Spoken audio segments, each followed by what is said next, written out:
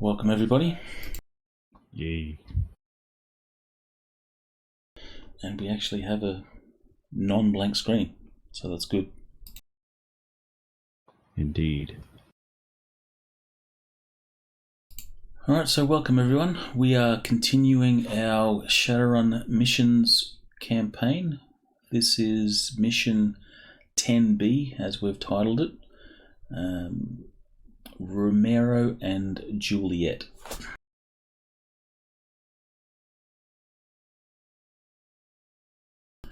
For this one we are down a couple of our regulars and up a not so regular.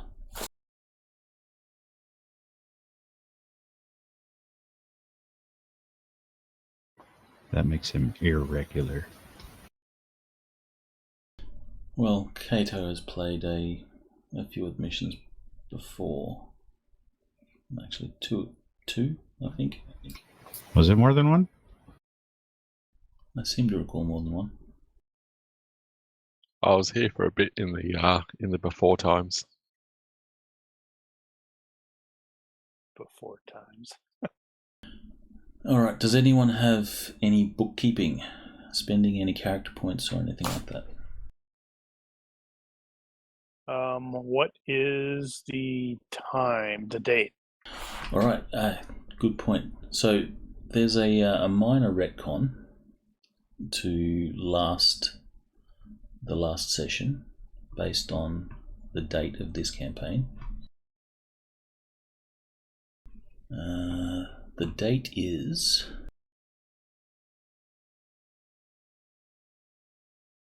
where is it?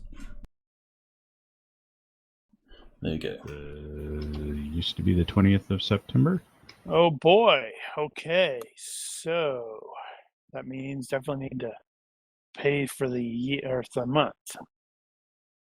So, what is the cost of living? It's 600. Yeah, Mhm. 600. But that So- means remember I have the 6,000 a month for the sister. Yep. So you're going to be a little bit poorer than the rest. So anyone that has any debt, disadvantage, or any ongoing sort of payments,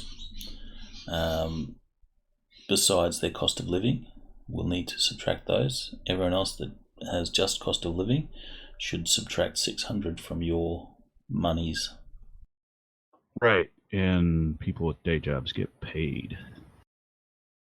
And people with day jobs will get paid. We'll have to make Sadly, a job roll. Do we remember when I got fired? I forgot about that. No, I was suspended for a bunch of time, but I don't remember when that was. Didn't we put that on the calendar?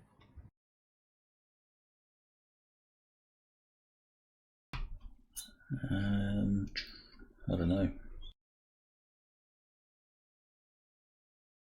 Seems like a thing that should have been put on the calendar.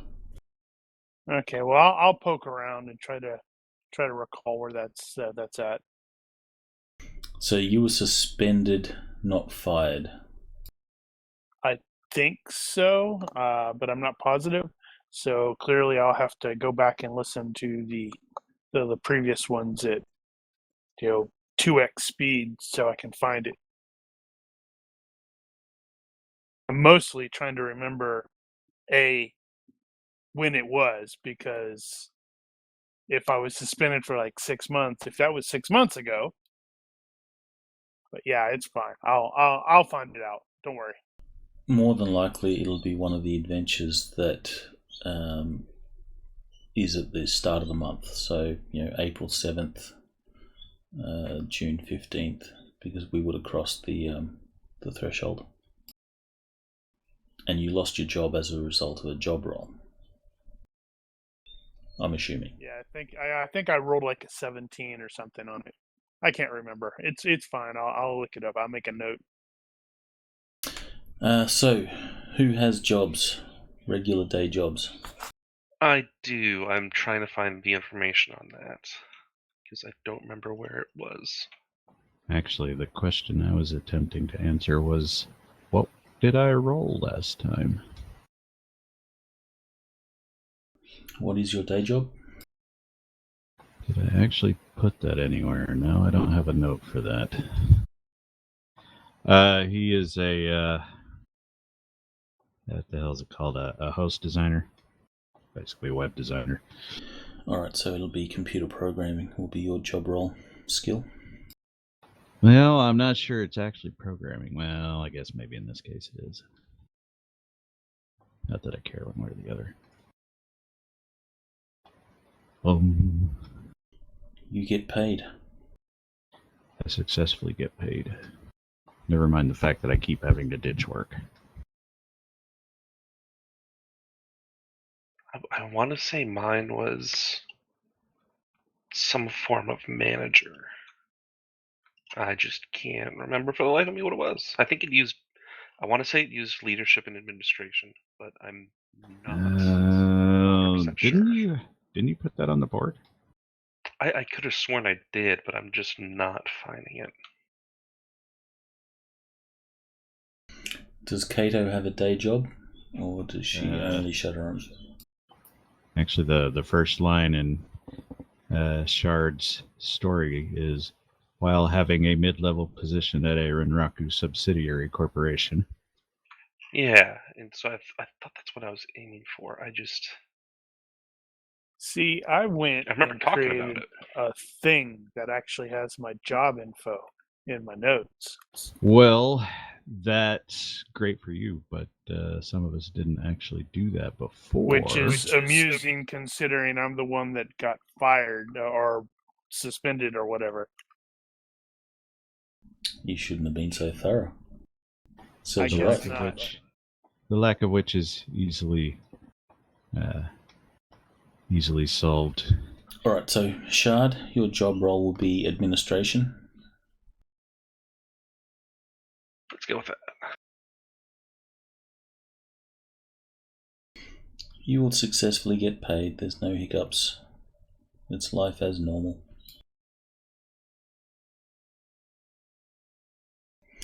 So, did Kato have a day job, or is she only... She does, and I was successful.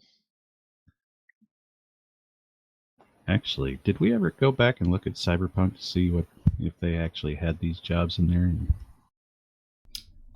Crap, I don't have They that probably do in the 3rd edition book. What is Kato's day job? PT at a gym.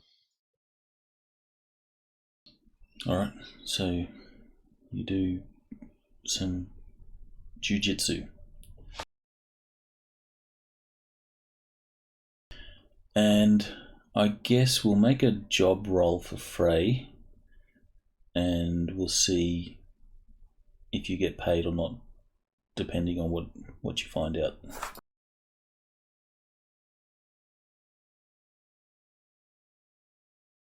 Hold on. I think I've actually found the one. I'm just trying to locate my results. Nope, that wasn't it. Okay. All right. So, criminology 11 plus, pistol 12 plus, legal enforcement. Okay. Oh crap! I need to get that again. Worst PR. So it's either criminology or pistol, whichever is worse, right? Yes. Alright, so if you still have a job, then you get paid. So you can look that up at a later point. So is anyone spending any points? Damn it. Somebody buggered off with my physical cyberpunk book. What? I don't have it, do I? I assume you have it, because I don't. I don't know where it's at. No spending of points? I'd probably suggest Shard, given the previous adventure, that you might get some hidden lore spirits. That is a good point. So post your encounter, last session, you can study up on some spirit stuff. I was thinking it was finally about time I could bump my hacking skills, but that's going to affect a lot of subsidiary abilities, and I don't want to have to go through that right now. You could set all those up as techniques, and they'll automatically adjust with the new rule set. Currently they're set up as powers. Well, the programs are set up as powers. Fair enough. Although there's probably that's probably something worth talking about later. When all the powers have you know how they set up the powers in 4th edition where you have the talent and the skill. So well, that can be handled normally. Yeah, don't listen to me. Alright, ignored.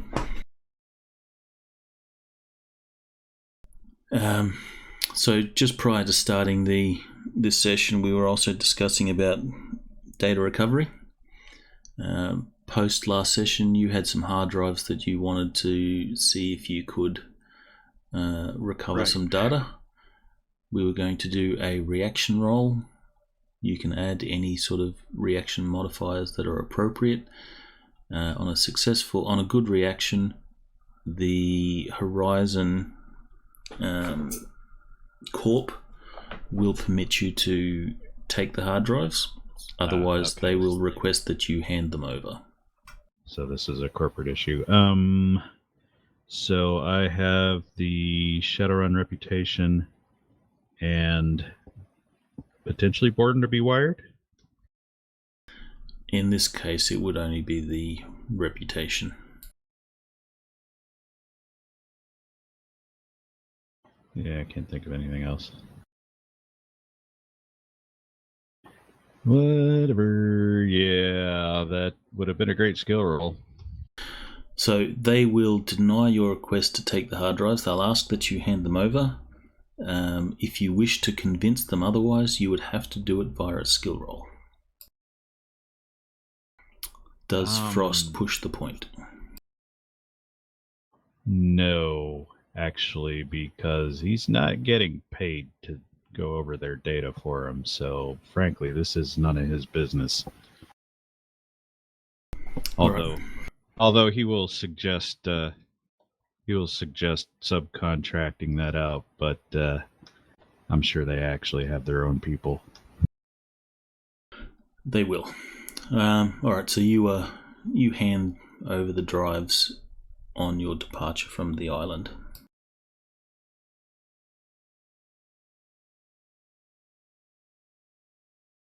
Or the community, actually. eBay Township, whatever it was. Yada yada. Anything else that people need to sort out before we start?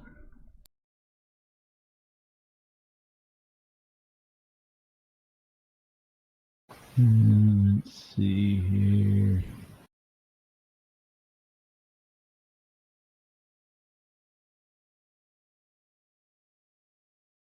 Where the hell was that wealth thing? The cost of living. 600. No, I'm looking for the table because apparently Knucklehead there is not average. 517 basic set, I believe, around about that point. Am I just in the wrong place? It does happen from time to time. Indeed. Wow, did you pull that off the top of your head? No, I had to look it up for game session last night. So it was in my head fresh. That is not the right one. No, this is I posted mine. I'm wondering, how does this work? what does the minus LI 2D / minus LI mean? How did that go? I don't know. That's what I'm asking. That's lost income. Right. So failed roll means Okay. lost income. Critical fail means what is it? How are they separated that? So, right. So you get 1 month's lost income and 2 dice On a failed damage roll. on a failed roll. On a critical Well, fail, 2 dice damage. yes. Huh? So you got shot. Oh, okay. On a critical fail, you have lost income and you're suspended. So you would have critically failed since you were suspended. Right. And it's 1D months. What's the 4D? I don't know. There's nothing else after that in the book, or Nope. Well, that's all I have from it. I'd have to track the book down. That would be 4D damage. So you got suspended and shot. And apparently, I never rolled that. Oof. Okay, so I believe You can put a point in. You can increase your administration if you like. I am Thank you. still suspended. I am apparently suspended until, let's see. I'm suspended until February. You've been a bad boy. You shouldn't have shot that dude in the head. It was justified. He drew, I shot him. But he was the key witness.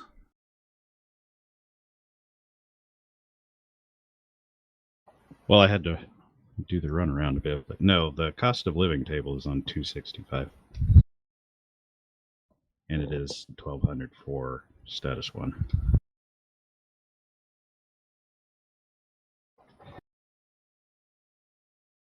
That was annoying. Okay. We shall begin. Finally. It's that time of year.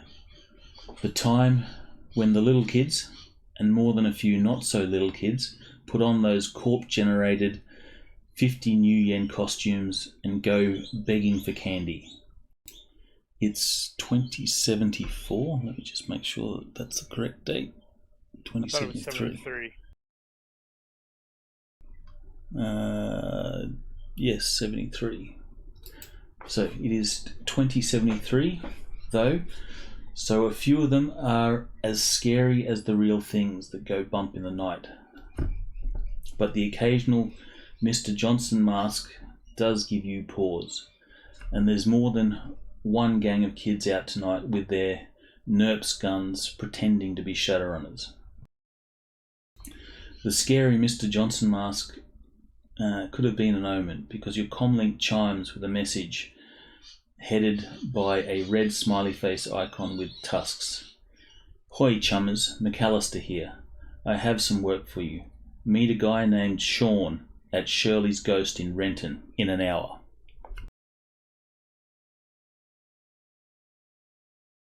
If anyone has area knowledge, they are welcome to make a roll.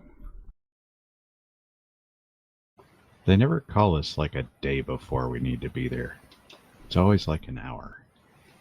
Of course not. Well, it stands to reason. It's like, hey, oh crap, I need somebody now. What's a Mr. Johnson mask? I don't know. Mr. Johnson takes many forms, whoever your employer is, so I don't know. I'm assuming it's just bad guys. Well, not necessarily bad guys, but badass guys. Maybe it's from a TV show or something. Could do.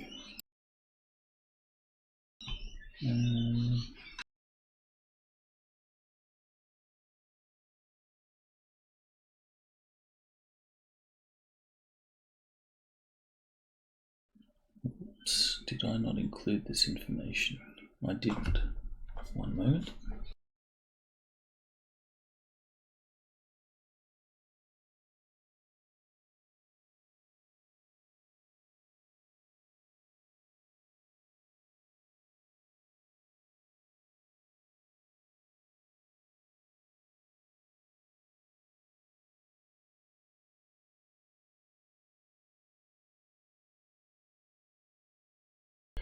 My apologies while I set this up.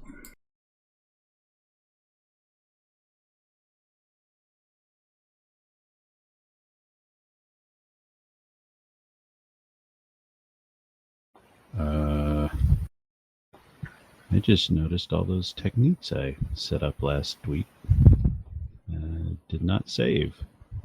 I did notice that some of mine seems to have zeroed out. I was gonna, when we're done, I was gonna like log out and log back in to see if they zeroed out again. I think it's the ones with no points in them. That would track because they were the Yeah. ones that didn't have any points in them. So there's a bug. Evidently. Bug report it.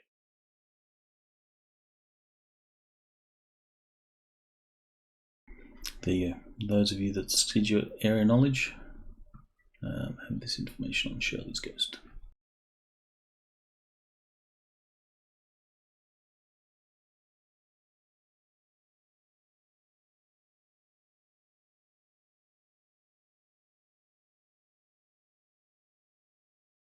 The terror pit.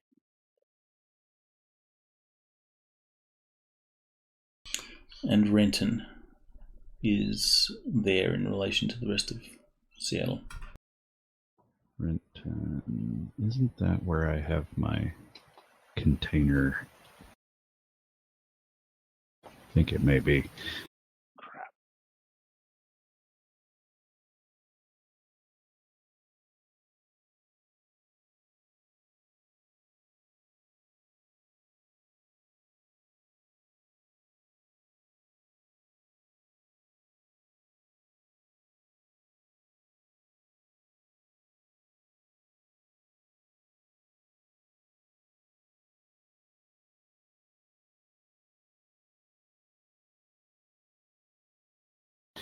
Right.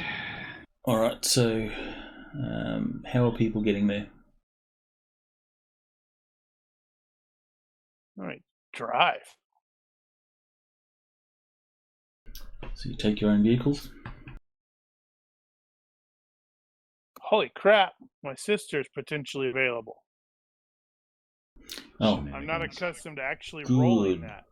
Thank you. Anyone that has enemies, please roll in the box for me. Or any of the other relevant stuffs, like secrets and so forth. I was just noticing, I don't think we ever actually tied off that loose end with the Excalibur cyber deck that I was trying to sell. The old one. Yeah. Well, if we haven't, let's That's just your say finding a collector has proved difficult. Well, clearly it's been a few months. You've had it listed on eBay for quite some time, and there's been some interest, but no one's offering what you want so far.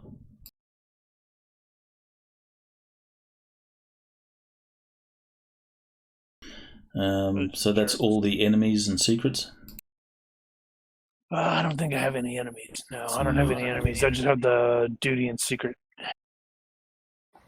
Doing two things at once. Hold on.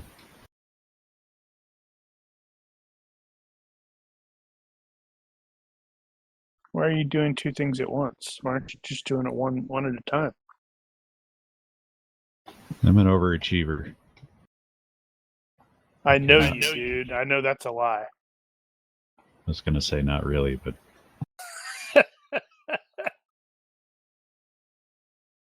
in a very, very loose definition. Alright, as you enter Shirley's Ghost, the first thing you see is the old Winchester rifle mounted above the bar. Actually, I've got a picture here. Hold on.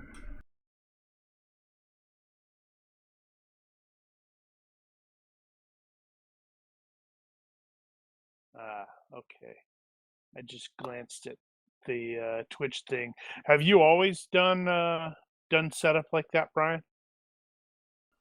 With the story with the links? Sometimes. Yeah, because it's like I got into the habit of just having all of the stuff as a story for that session. I've started it since the images folder and stuff like that is becoming unwieldily large.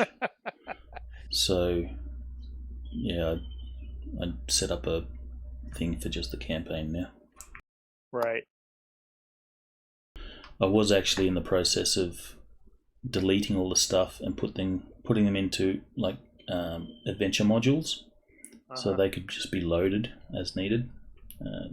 Haven't finished that though. Huggable Shirley. All right, so that's the ghost. Why does she have all those extra hands? I know, she's huggable. You see the Winchester because it's out of place with the rest of the establishment, which seems to have been decorated several Halloweens ago. A genuine Dunkelzahn mask rests in a display case next to the door. Oh, who what? Dunkelzahn. Dragon. Sounds familiar. Oh. A blood-stained Halloweener jacket hangs on another wall along with several decaying jack-o'-lanterns, and a framed Welcome Back Halley's Comet poster hangs near the restrooms. The bar is almost completely silent except for the haunting electric guitar solo that seems to have entranced the patrons. The synthesized transition moves the music into the title track of Dark Angel's Flaming Wings album, and a small stage light with a Tridio recording of a dark-skinned human male with flaming wings wailing on an electric guitar. As the aged Tridio recording continues, the patrons return to their conversations. Does anyone have like current affairs, pop culture, or anything like that? Nope. I had No, Just I Seattle. have politics. Feel free to make IQ rolls, please. high culture. Which culture? High.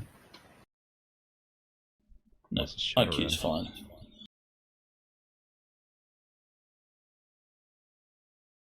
Alright, there's enough successes there. Fault anyway.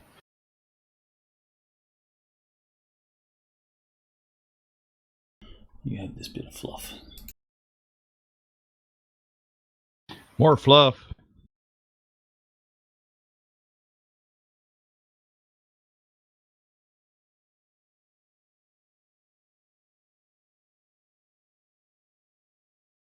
You know, it occurs to me, as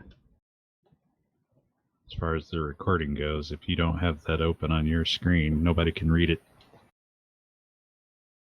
Yes, I know. That's why I have to move stuff around. Oh, it's an album. Earth Dawn. A manifest female spirit flits about the room in some combination of taking orders and socializing. Hi, welcome to the Terror Pit. I'm Shirley's ghost, she says to a troll couple seated with a male elf and a female dwarf near the door. As you approach, the bartender nods at you. Looking for Sean, right? He's over there. Yeah.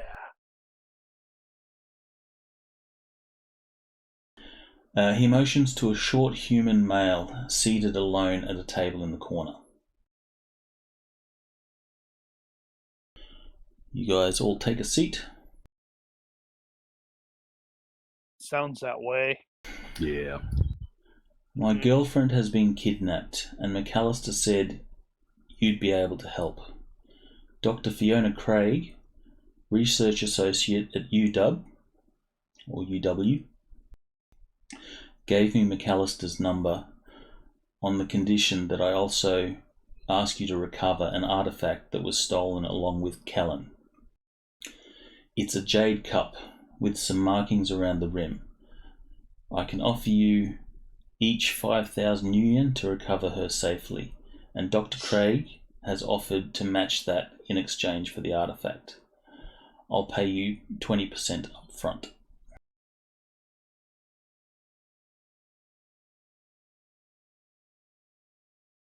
Does this guy look like? Do you have a picture? One moment. So it's a total of 10 grand. Presuming we find the girl and the artifact. I guess there is also the question of whether or not there are a couple of other crew members with us. Nope, not yet. So that is him. Indeed. He doesn't look like he's worth 10 grand. No, he's not worth 10 grand. He'd have to be worth 5, 10, 15, 20, 25? Or, 25, no, 20. possibly 30.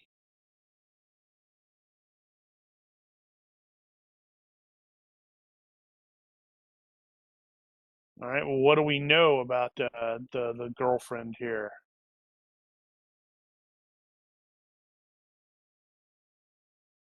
One sec while I organise my screen.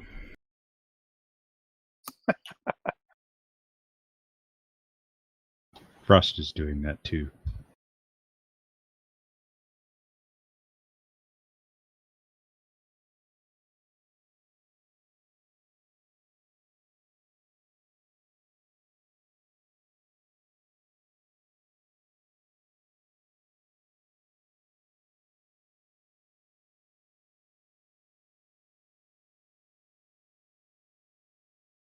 Alright, so is this a job that you're willing to take on? Well, Frey is because, well, he's been suspended and money is kind of important. I suppose anyone that has charitable should probably make a roll as well to see if you're compelled to help. Unless they decide not to bother.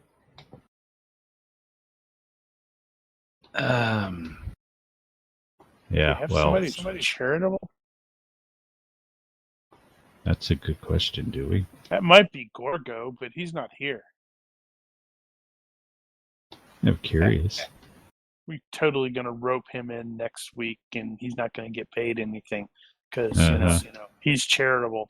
He just wanted to help rescue a girl. Yep, they totally don't get paid because they weren't here. So you ask what he knows, and he says, Yeah. I don't know why she was kidnapped. How does he know she was kidnapped? Has he contacted the local police? Why is he turning to runners? You know how the police work. She has to be on a missing persons list for a certain amount of time, and then they'll start to look into it, and then it gets caught up in bureaucracy Not and if she was paperwork and kidnapped. all sorts of stuff. If she was kidnapped and he actually knows she was kidnapped, that's completely different than a missing person. Well, he knows that she was kidnapped. Last week, she got back from an expedition in the South Pacific. We lived together. I came home the day she went missing, and the place was in a little bit of a mess, and our window had been shot out.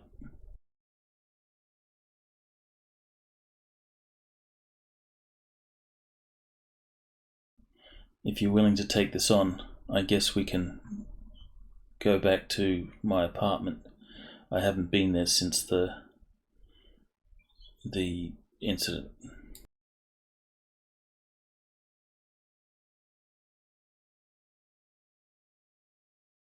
Yeah. I'm kind of struggling to understand why he didn't go to the police. Well, Is he... she or you involved in something you'd like to avoid the police knowing about? No, I did tell the police. They came and had a look briefly, but nothing's happened. I'm getting desperate. Right. Well, let's take a look at this and see what we can find out. How long ago was she nabbed?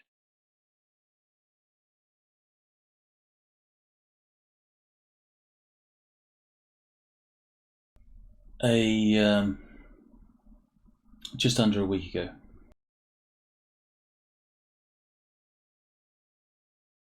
Oof.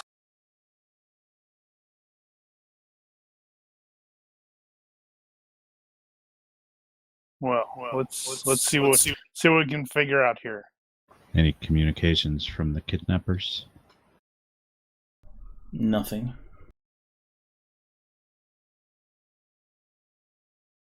That's why I'm worried. Perhaps it's something that she was working on. I don't know.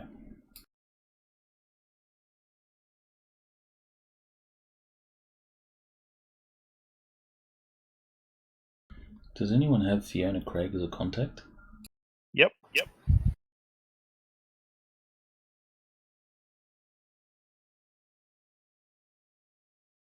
In the meantime, having a compulsive behavior of background checking people, Frost will be background checking Mr. Davies and the girl.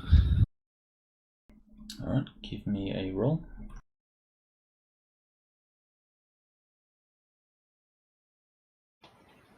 What would that be? Research? Research?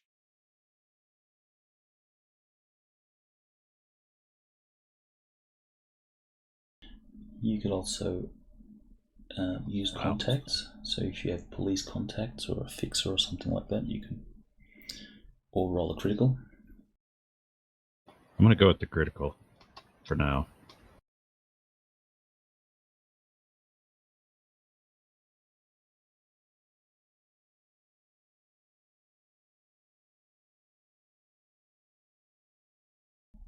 Okay, so you will look through your various sources, getting some information on him. You will see that he is dating Kellan Colt. Is this a name that's familiar to anybody? That is the name of the person that is missing. That's his girlfriend. That's familiar for some reason. So you'll see they're dating. Their Facebook profile shows that they're dating. Damn it, Facebook's still around in 2073? I'm so disappointed. It's, I don't know. I don't know what to mean, Sharon. It keeps resurfacing. It's MySpace. No, I think that's the joke that we come up with. MySpace is... No. My face? I think it was my face. Yeah, my face. So you're looking through the MyFace profile and you see that they're dating. You see, as you're searching through some of the forums and Reddit's equivalents, there is some things. Apparently he's looking for some strange artifacts that have come into Seattle lately. You also learn that he used to be a Mr. Johnson for a minor corp, and then apparently he's gone independent. He has a long lost twin brother who works for a subsidiary of As Technology. Alright, so that's Sean Davies. Give me a roll for Kellan Colt.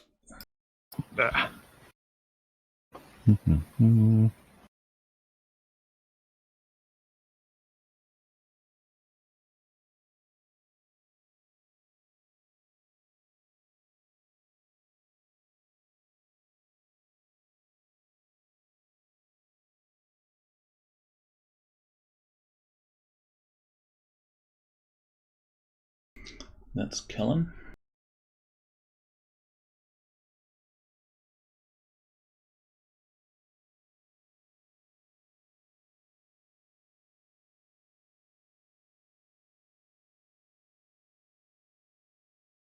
Likewise, her MyFace profile shows that she is dating.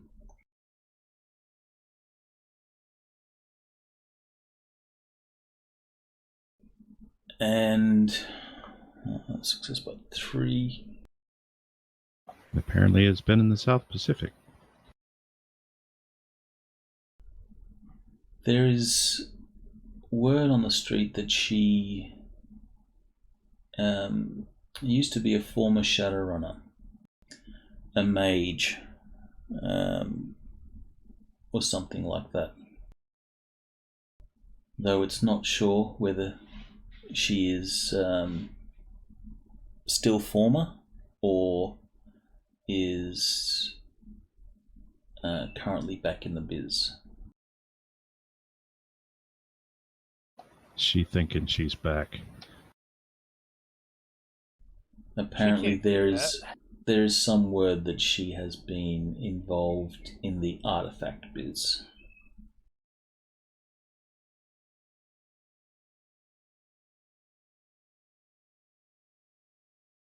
Well, let's meander over to their place and see what we can find out.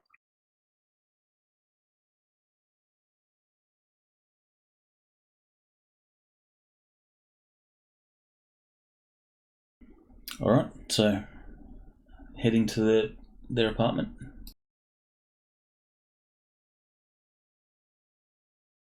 Yeah, I think so.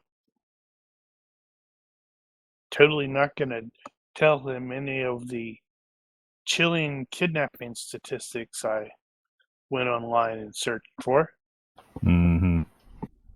Someone that has body language or streetwise could make a roll. Well, you have both. I have the letter.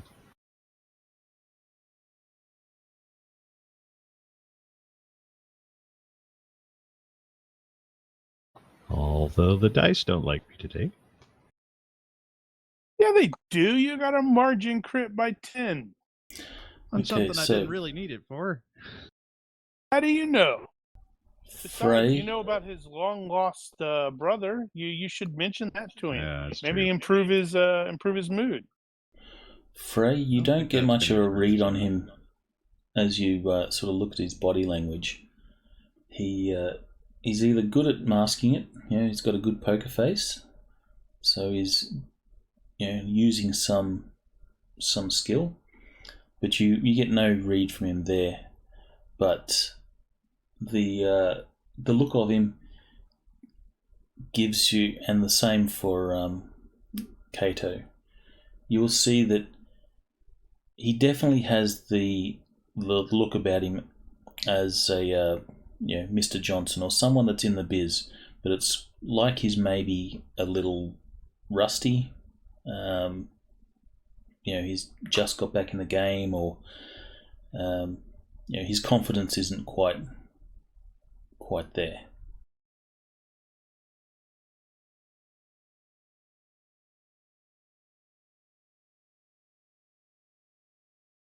Well, I guess en route we can at least get some background information on what the chick's been this Colt gal has been working on lately.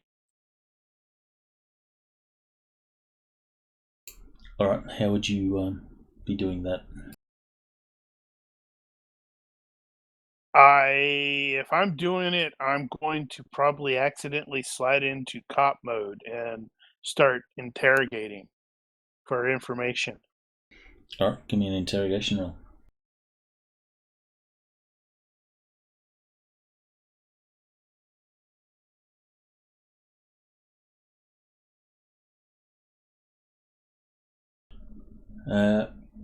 All right, he seems to be fairly free with the information. He's not, actively trying to redirect conversation or anything like that. He says that he's not sure on the specifics, but she's been working with Dr. Craig on some artifact business in the South Pacific.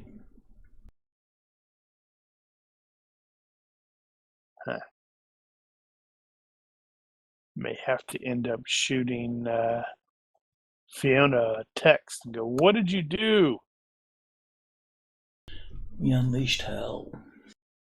All right, so Kellan Colt's apartment looks like a guy's apartment at first glance. It seems more like Sean's place than Kellan's place, at least from the entrance.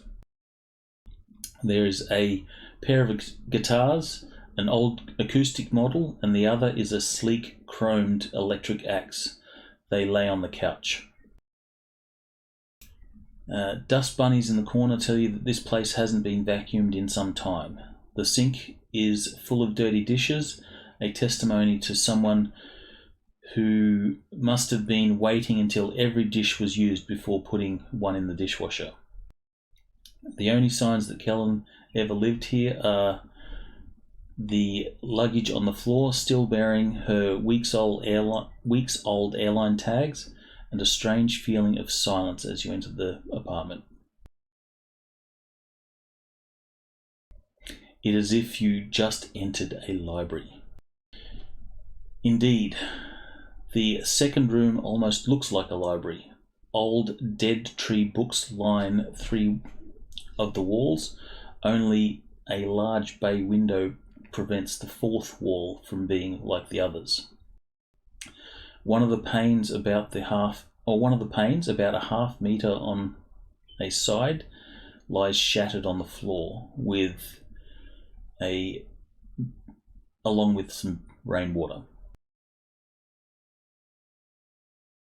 A large examination table dominates the center of the room, and a book lies open near one of the chairs. The chair has been knocked over, and a few drops of blood lie near the floor. Okay. If you have criminology and stuff, you're welcome to make a roll. Yep.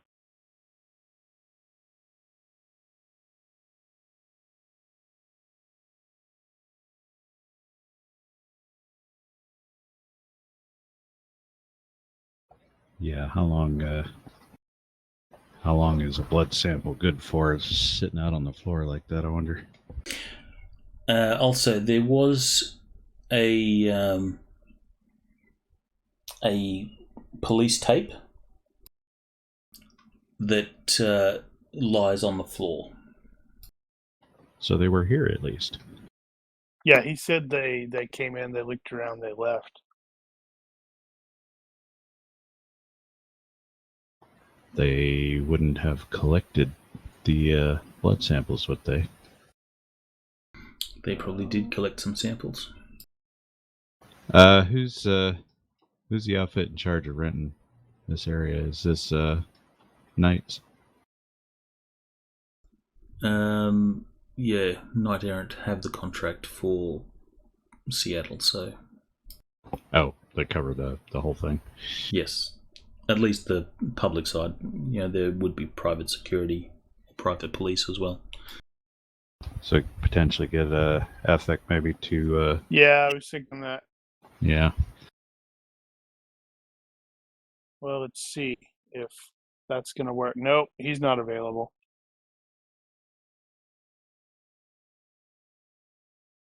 I guess we need some other contacts on the force just in case.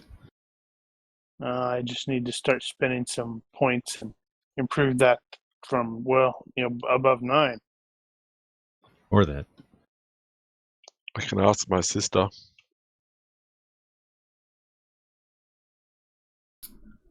You have your sister as a contact? Yeah, I just don't know where the details are on my character sheet.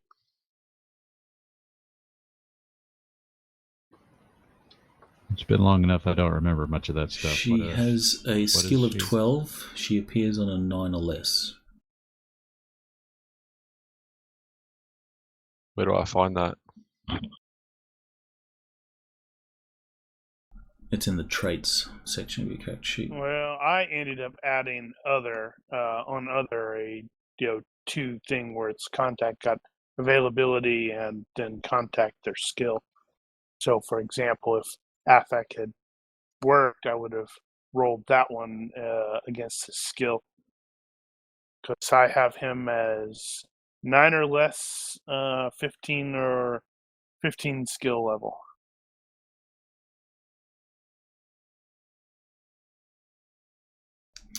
Okay. You will manage to get in contact with your sister. So what info are we chasing? In this case, if it's police, it's just like see if we can't get a copy of their initial investigative report. And what they come up with on the blood samples. Also, wait, no, I'm thinking of book because I was gonna see if Shard had the capability to detect whether any magic had been in play. Well, he might still be able to. Yeah, would I be able to with my super sight? Sure.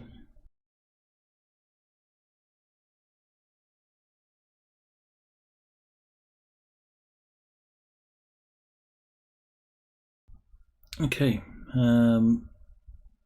Give me a perception roll as well.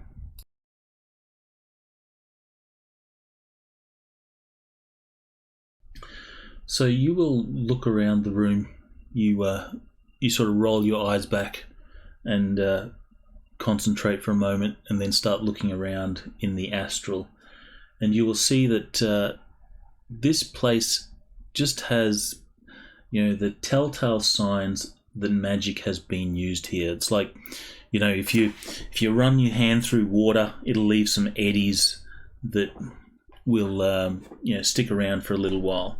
So you can see that magic has certainly been used in this place in the past. There's just that aura that you see in astral, and that manifests as like little swirls of magical energies or whatever.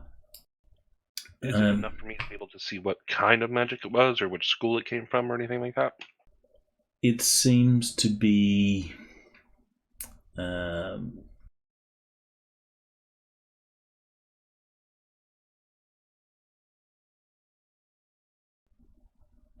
you don't know the specifics, but you can see that it is like hermetic type magic. So it is your traditional spell sort of magic. It's not like shaman rituals or anything like that.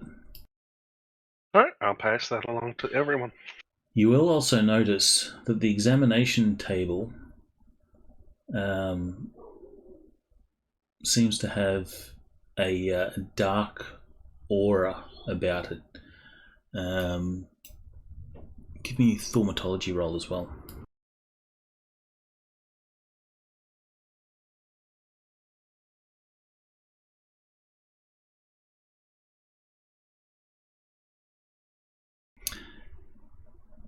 You would hazard a guess that there has been some sort of dark ritual performed at the spot of that table.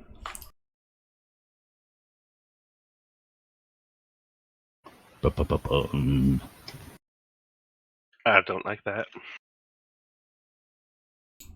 And since you were present at the last session, Oh, noes. Mm-hmm.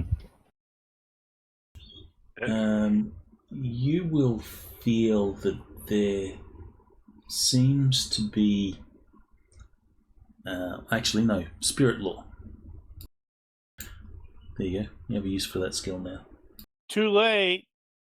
We strongly suspect it'll have something to do with that previous stuff. You've been doing some research into the spirits and stuff like that, and you suspect that there is you recognize that there's some sort of a crossover link. I'm not sure of the word that I'm trying to find there, but there's an attachment to the metaplane that is the home of the Shadim. The spirits that you encountered in the previous campaign.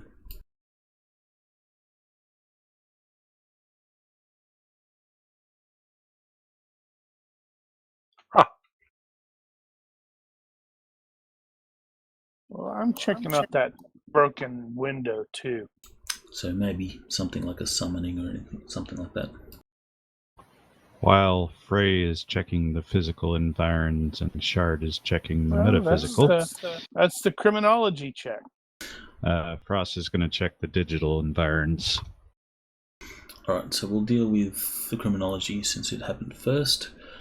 Looking around, you examine the shattered glass and you can see that the police have also done this. There seems to be some powder scoring on the glass, which would suggest that the window, because it's a reinforced glass window, it would appear that the window was smashed with an explosive round, or shattered with an explosive round. Wow. Okay.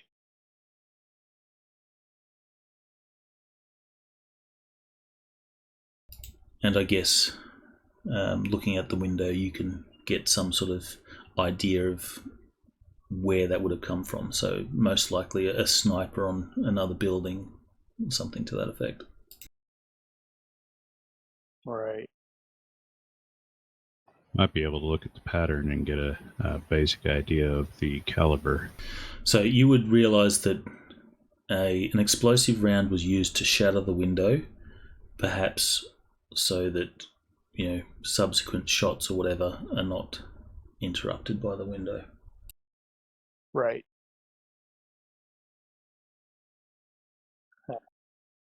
Which would indicate to you that it seems to be something of a professional hit. Gotcha.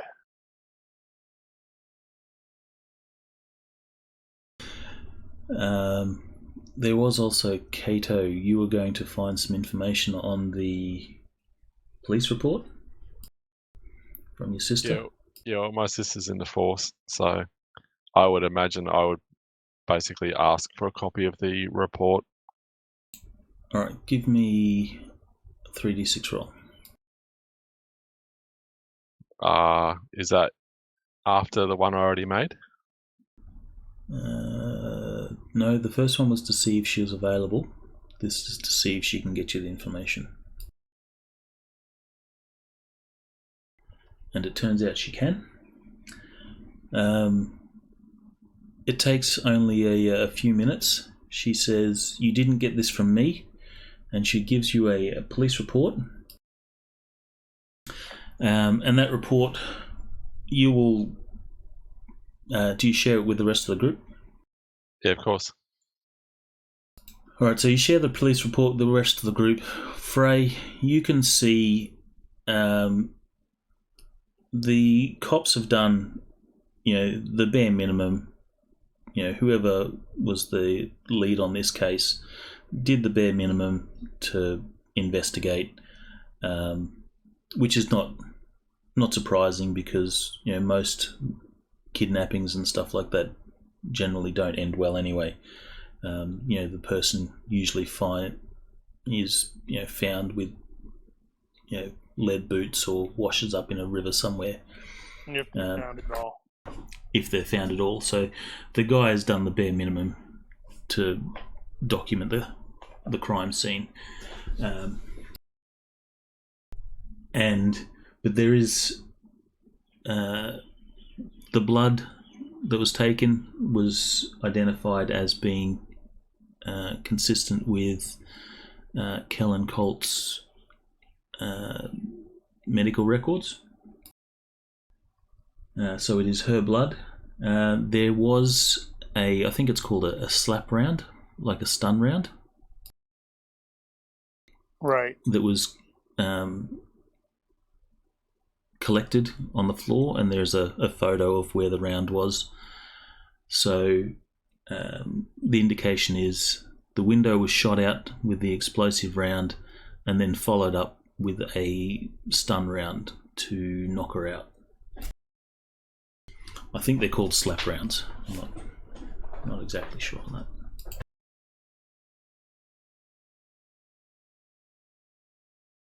Sounds good. Yeah.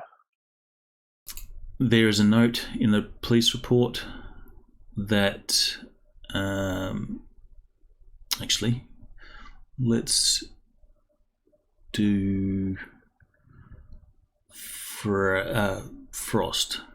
You were doing security footage, correct?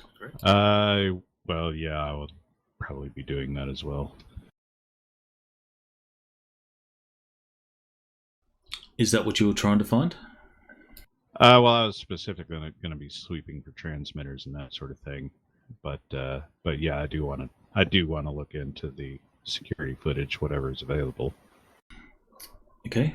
There is no electronic transmitters or anything like that cause any alarm. Of course, everything's wireless, so you pick up all those, but nothing that stands out as out of the ordinary.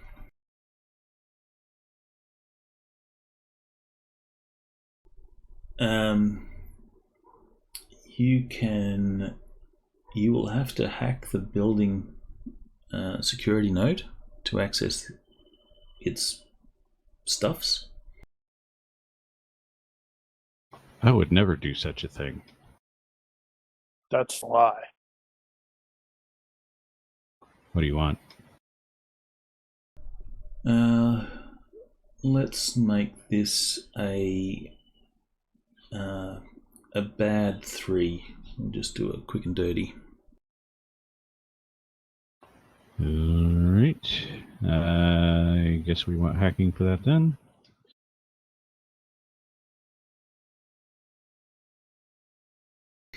Alright, well, you will exploit a known exploit for this security software that has yet to be patched. There are a few months overdue, which is not uncommon, and you will access the building's security camera footage. Give me I think it's the program is Analyze or something like that.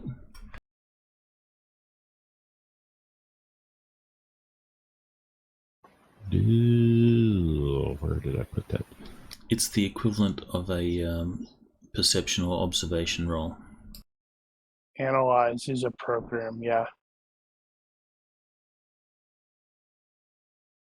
Wow. Okay. Oh gosh, the dice don't like him. I hope that wasn't wasted. It was. You don't find anything, but you're really sure there's nothing there.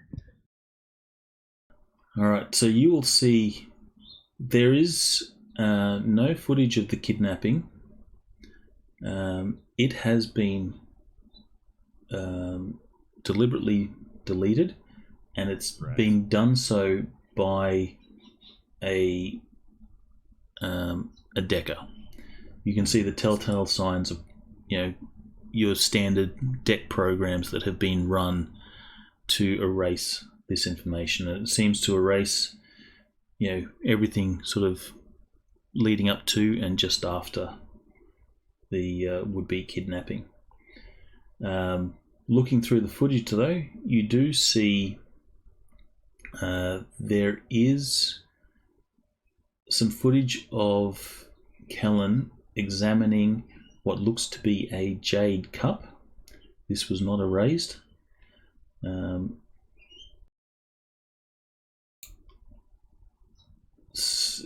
So that was not erased. You see she's examining a jade cup, and then everything after that you can see is caused, there's a crashed security node, and the footage has been deleted and wiped. Proper job. The sort of thing you would do. I'll get a copy of before and after and set that aside in case.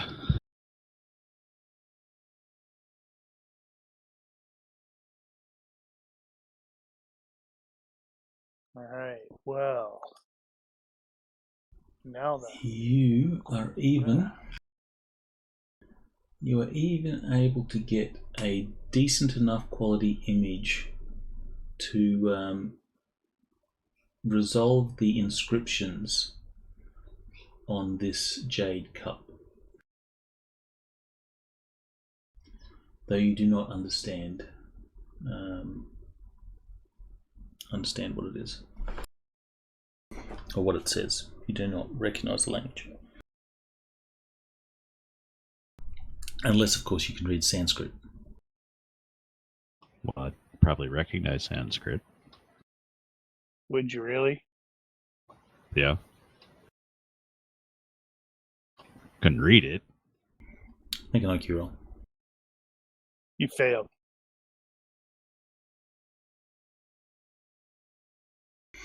All right, so you recognize it. You believe it's Sanskrit.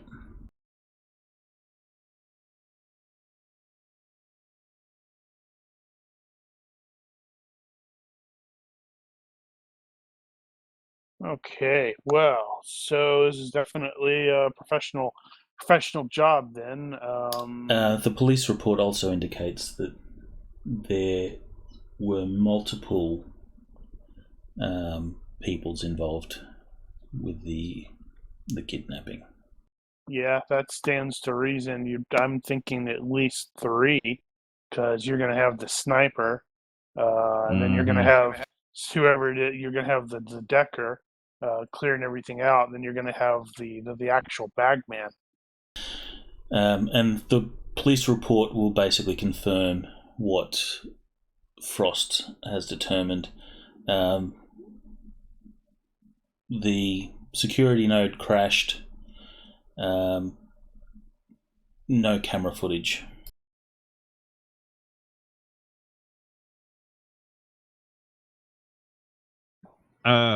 I was going to ask about how big is the cup, and was she storing it in a particular box, a case, or something like that we might recognize later? She appears to have recovered the cup from her suitcase, and it is cup size. Like 8-ounce cup size? Like big cup. 16 ounce. Kind of like your ritual pour blood into the cup and drink it sort of cup. Right. Is the suitcase still here? Suitcase is here.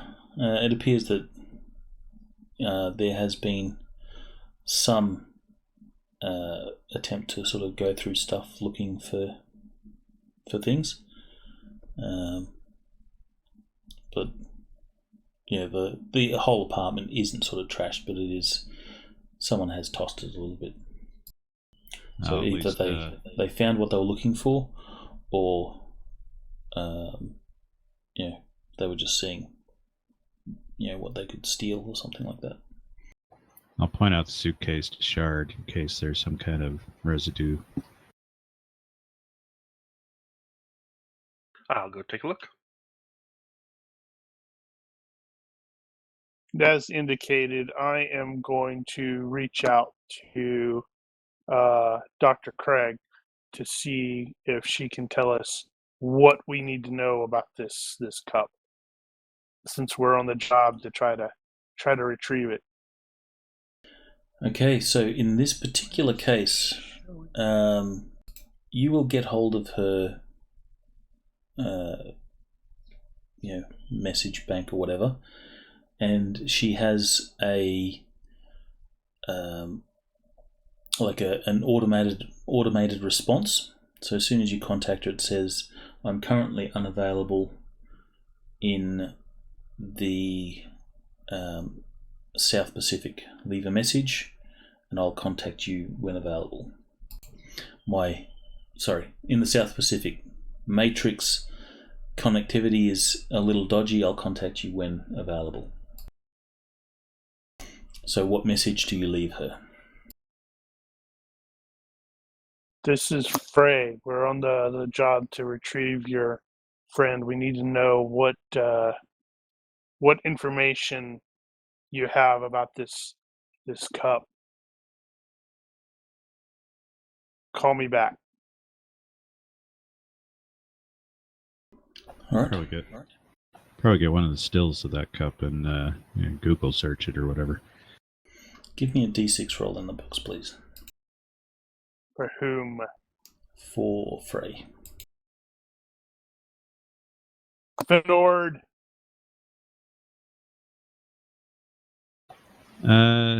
Mr. Davies said he had communicated with Fiona. Yeah, well, it's the It was- reason. She's got shitty connection. It doesn't mean that she can't occasionally connect. Right, but my question is, when did he communicate with her and how? Where was she? He communicated with her, and it was her suggestion to contact McAllister to contact you guys. Was she still in the South Pacific at the time? Yes, she was. Okay, so I'm presuming she told him something about the cup.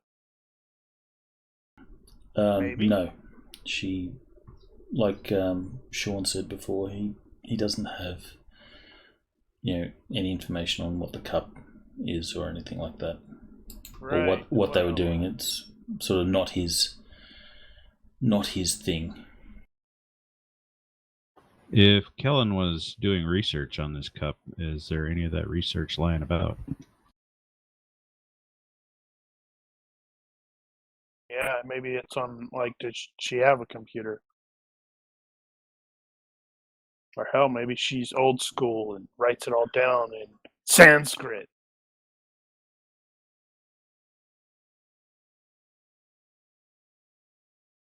You can run the Sanskrit through Google Okay. Translate. What's the Shadowrun equivalent of Google? Gaggle.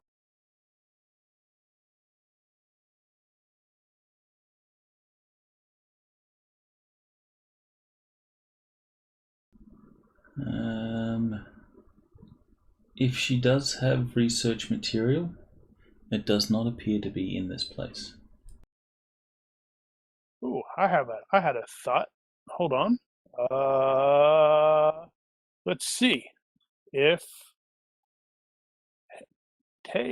we might be able to get shout out the bookworm and see if he can translate this gobbledygook. Because I think he was more. Shard is more the boom magic, and Book was more the research magic, right? Yeah. Well, Can't confirm. I can break things. He was a university lecturer. So now it's Dr. Bookworm. Actually, that's a good question. Was it always Dr. Bookworm? Well, it's Dr. Bookworm now. See, I even adjusted the name on it. Does he have tenure now? Zzz! He actually works at UW, so it kind of works out. When I was doing the sweep for electronics and stuff, did she leave behind any comm phone, data pad, anything like that? Not necessarily expecting to find a lot of intel on there, but you never know. No, she did not. And the police report indicates as such as well.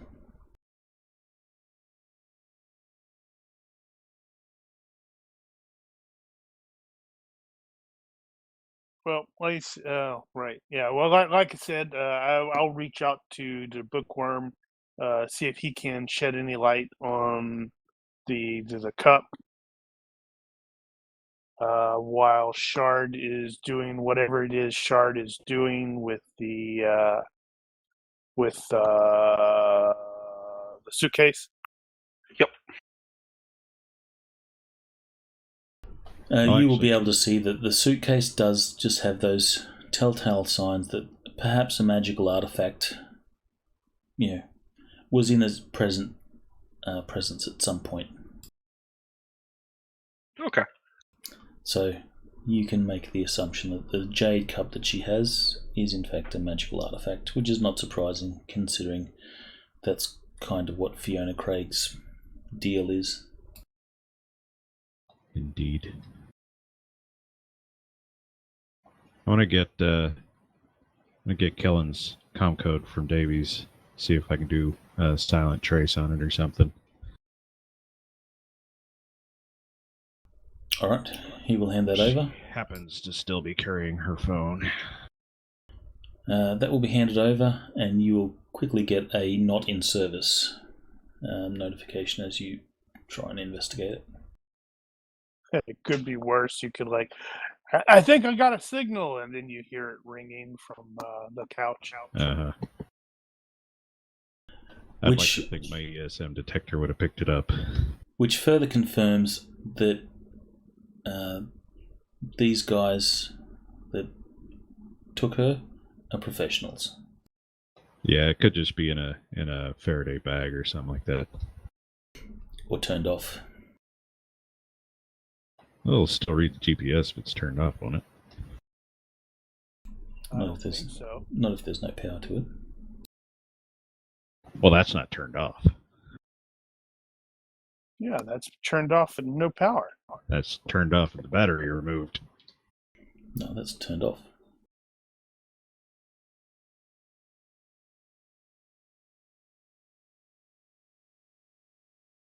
I forget, you don't have a cell phone, do you? No, I don't have a cell phone. I was of the understanding it's a lot like other electronic devices where they're never really turned off. No, when you turn it off, like you actually turn off the power button, it's turned off.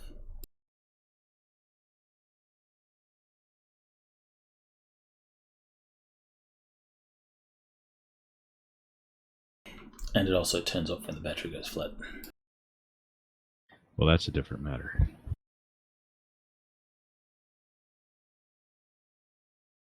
All right, so now we need to figure out where to go from here. So once we find out what book could theoretically learn about the cup, or if there's anything he already knows, how the hell do we track her down? Well, we could potentially do a bit of triangulation with the sniper, try to find his position, and could have made a mistake there. You can. You guys are. Have enough knowledge of guns and stuff like that. If you triangulate via, the blood splatters to, possible places that the sniper could have taken a shot from, and it is at the top of the building roof across the street. Wait, how did they get the cup into the city in the first place? Did they smuggle it in? Did they just bring it through normally? I actually don't know how that stuff works in Shadowrun. Because in the real world, you would have to like check that in through customs, I would think. Well, you know, Fiona Craig at one point used Jack Turner to smuggle it into Seattle. Right, so she was smuggling crap in. Actually, she was smuggling something in with us, wasn't she? When Ditch I got don't know what you're killed? talking about. Poor Ditch. I still carry his knife in honor of him. Plus, it's a really good knife.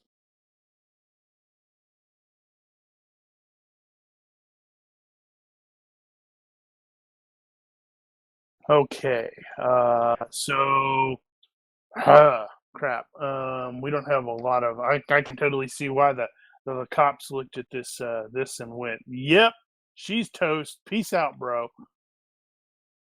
Because there's not a whole lot of stuff to go on. Especially considering it seems like a professional hit, and pros don't make mistakes. They don't leave clues that make it easy for the police to follow up. Well, have you met pros? Yeah, I'm a pro. Pros make mistakes. Well, you guys leave a lot of collateral, damage everywhere you go. That is We haven't been that bad. why. Well, that's actually one of the reasons I think that I keep failing to call in my sister, because she's busy, cleaning up my digital footprint.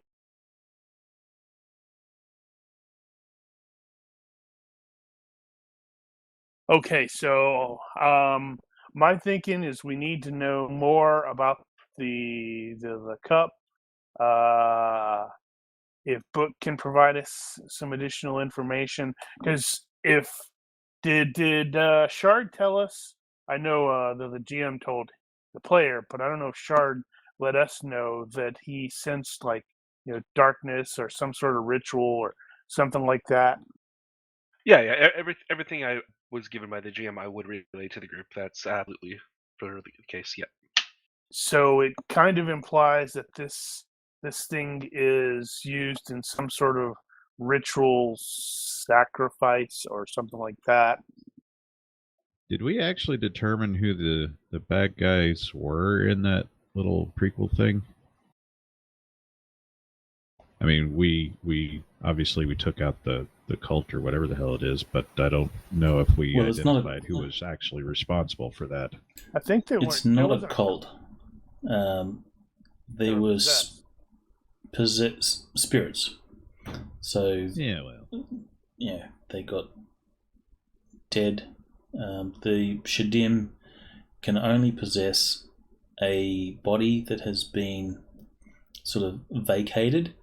So if you astrally project from your body, for those that have astral projection, if you leave your body, then the Shadim spirit can inhabit and take control. Or if you are dead and your, quote, soul passes on, then they can inhabit your body as well, which is apparently what happened with the archaeological dig crew that you encountered at the end. Right. That's what it was. It was archaeology crew. So the idea being that the archaeology crew went and dug up something they weren't supposed to and ended up getting too deep. Okay, but it wasn't, I guess whoever they were working, did we identify who they were working for, who sent them out there? Or I remember having asked that question. No, that was not identified. And the GM doesn't know if it was ever mentioned. They were just an archaeological dig crew for someone.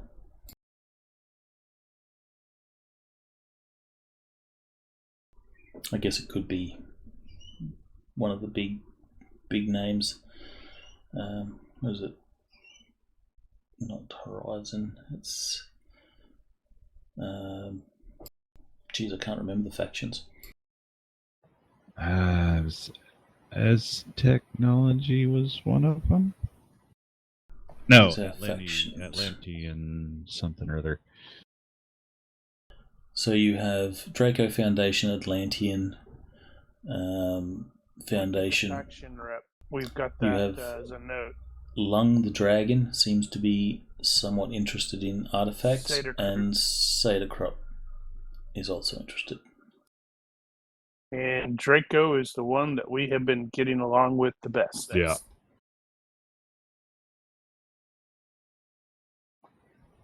I think that's run by a dragon, isn't it? I think that's the Sadacrop? German dragon stuff, yeah. Sadacrop is run by a dragon.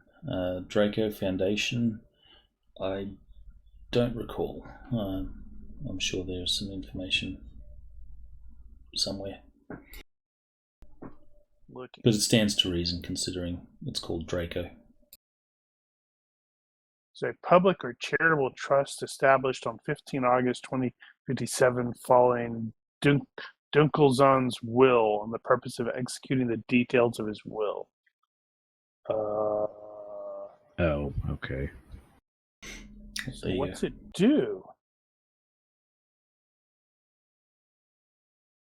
Searches for magical artifacts.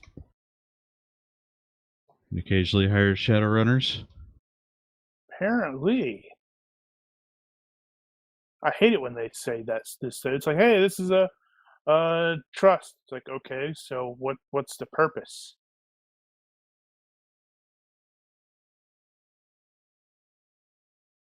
Okay, there's apparently some sort of 7-year plan laid out by the dragon, but if that's 57, that means it was that 7-year plan should have been done in 2064, which is 9 years ago.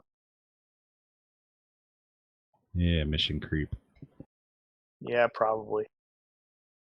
Or that plan is run its course and they're doing what they do now. Yeah, maybe.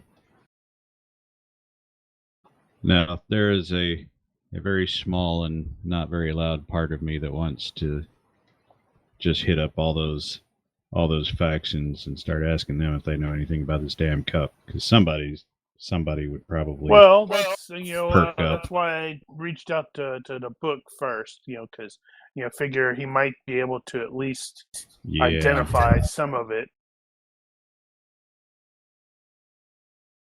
What else do we have? Also, it does occur to me, if you said you have or I think Brian, you said that he managed to get a sufficiently high quality image of the cup that we could actually make out the letters. Maybe you could run that through the equivalent of Google Translate for ancient Sanskrit to see what it reads. I'm sure Book's gonna do a bit of that as well. We could potentially talk to Draco about the dig in the South Pacific, which has yet to be identified. It's a dig.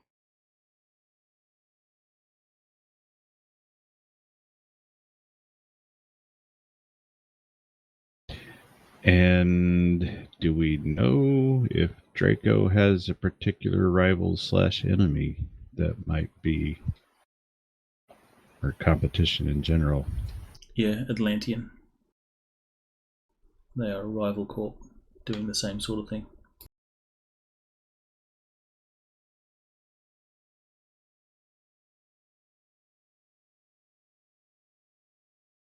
Right. Well, is Book able to shed any light on that? Well, he is researching. He says that will take time. Roger that. When he learns Appreciate something, he will forward that on to you. He says, "Miss you guys. Been too busy." Right back at you, man. And then, just as you're hanging up, you swear that you hear him snort some illicit substance.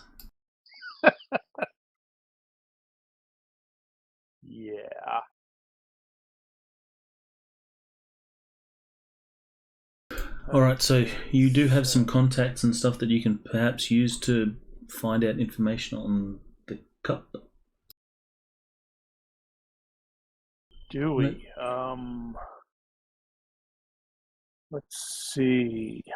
I don't have much. Most of mine is law enforcement, I think. It looks like. Okay, let me just read this to you as you move on from here.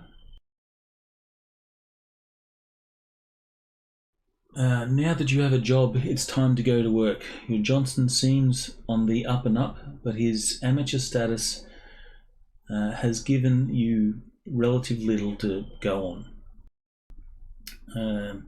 You've already had a couple of big names dropped in your direction, so there's always hope that you're not being totally hosed.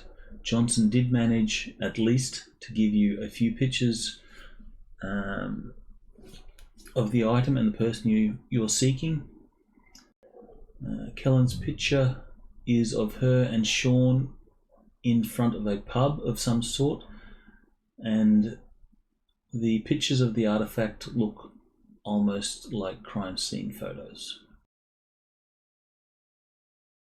Okay, so what benefit would the pub be? The pub is called the Dub Pub and Grub. It is in the U District, which is obviously around University of Washington. Okay, why would we go to the pub? You may or may not go to the pub. That's a odd bit of info to throw out there.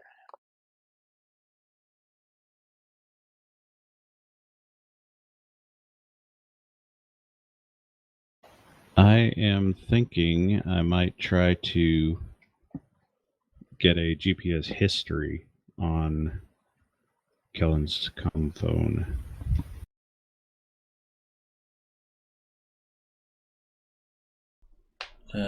Okay, you can do that, but save you running down that rabbit hole. Nothing unusual sort of results from it. It all seems like fairly normal. She's going about her normal stuffs. Right, but if there were pros looking to kidnap her, they would have been observing her while she was doing her normal stuffs. All right, yeah, that sounds to reason. What do you want to do or what do you hope to get from that? I haven't decided yet.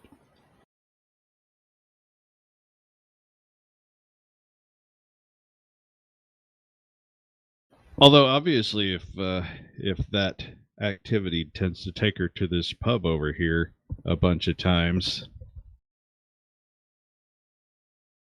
I'll let you know. The pub is just fluff. Okay. Whew. So you don't need to go down that rabbit hole either.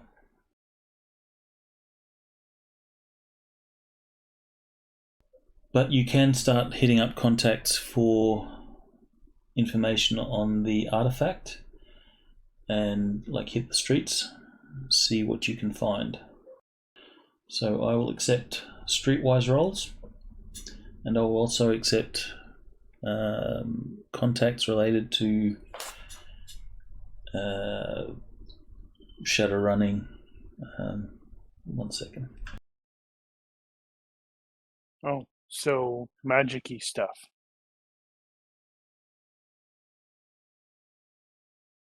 Oh well. King So Louie's if you not have available. arcane contacts, you may use those. Otherwise, you can do Shadowrunny stuff.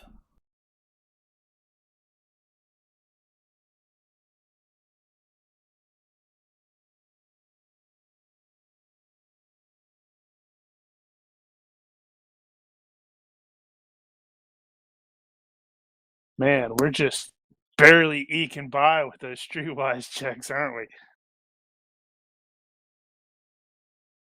I guess I better roll if we're gonna eke it by. You need to be success by 1 to make it work correctly. Weren't you listening? Sorry. Okay, so King Willie is unavailable. Well, you'll get a message. He will tell you that, he has no idea what it is that you're sort of talking about. He's not heard of it, but he'll inform you that he's kind of busy right now and doesn't really have the time to investigate for you. Understood. And he says that in the Jamaican accent. Because I seem to recall him being Jamaican. I vaguely recall that as well. Okay, so no magical contacts. Just the ones that it's like got there. Those. Yeah, I think that was it. I think I'm principally the person with all the contacts. Give me a skill roll for Fiona Craig, please. Oh, yeah, that's... No, where is she at? There she's at. Oh, wow. Yeah, she's pretty sweet.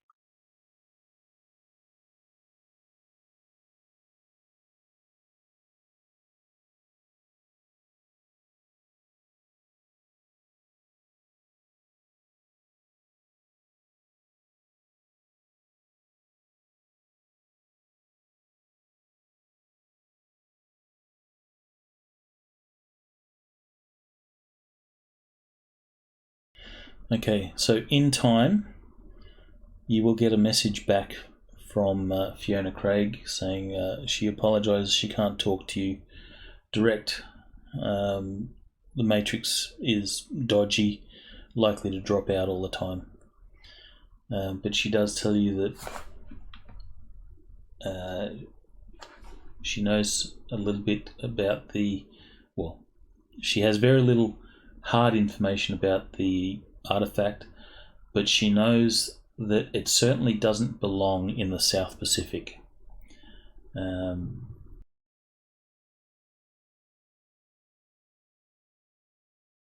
It is very much out of place, and it is potentially 6,000 to 10,000 years old.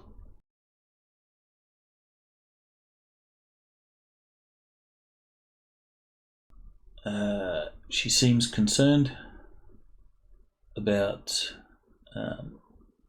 Kellan and hopes that you guys will be able to find her safely.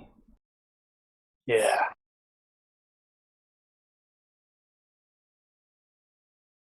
See what we can do. Where had her and or Kellan that she's aware of translated the gobbledygook on the cup? She had not translated it. It was heading back to Seattle.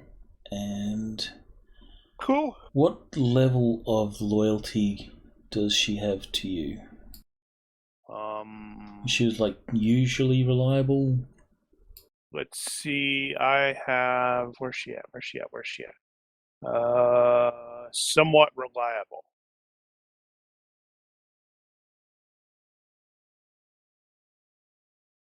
Let's look at maybe improving that.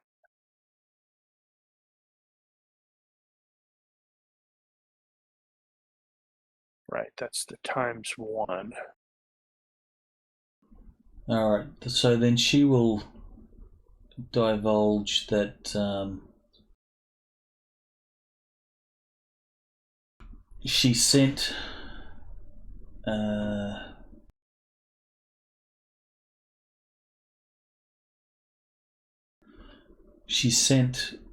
Kellan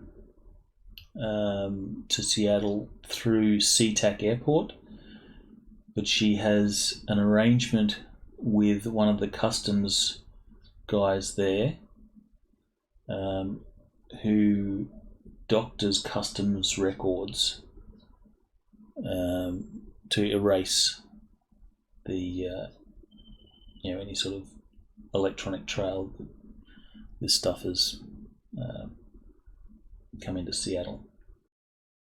Okay. Stands to reason.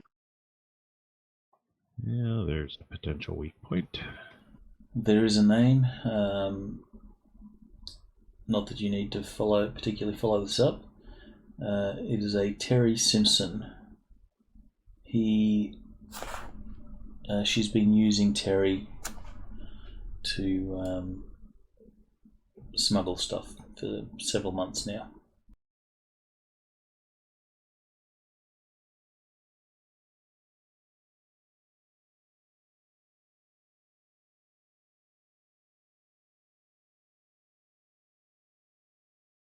Okay.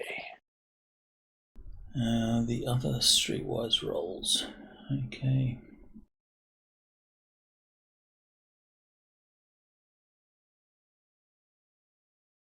I guess 2 up is the best we did.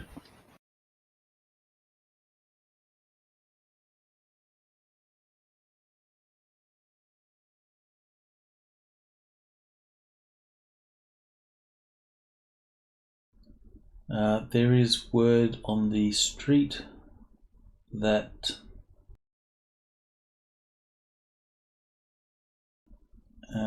there was a group of runners hired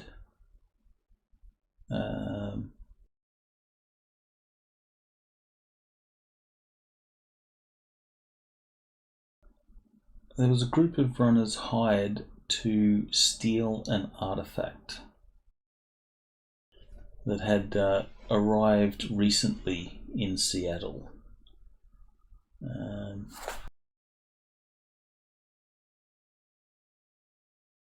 You do not know the identities of the runners that ended up taking the job, but there is word on the street that someone was wanting an artifact, magical artifact stolen that had recently arrived in Seattle.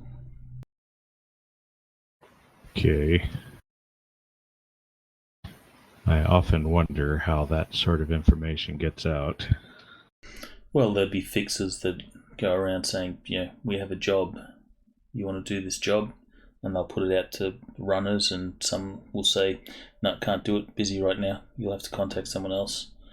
So word gets out that way. Yeah, I mean, I can see how it would happen that way, but on the other hand, that seems like a huge security hole. I don't know how people do that in real life, much less in Shadowrun. Well, you could think of it in your case. People know that McAllister had a job for some people.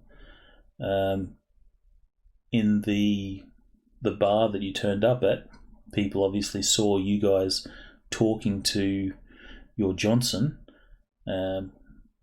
So they can. You guys are currently on a job for this guy. McAllister put you onto him. So, it's feasible that certain information, specifics of course, wouldn't be readily available.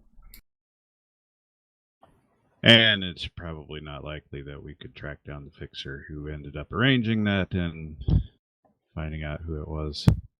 He would be a very bad fixer if he, rats on his jobs. Indeed. Or he won't be a fixer for very long. He'll be the next job.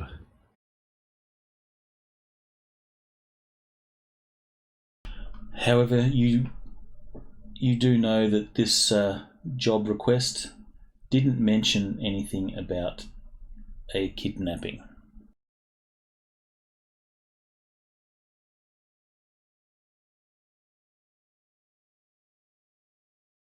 Well, that's true.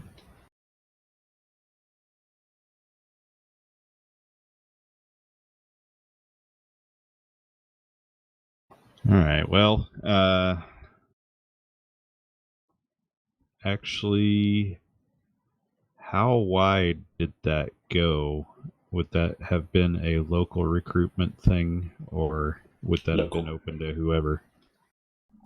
Local So recruitment.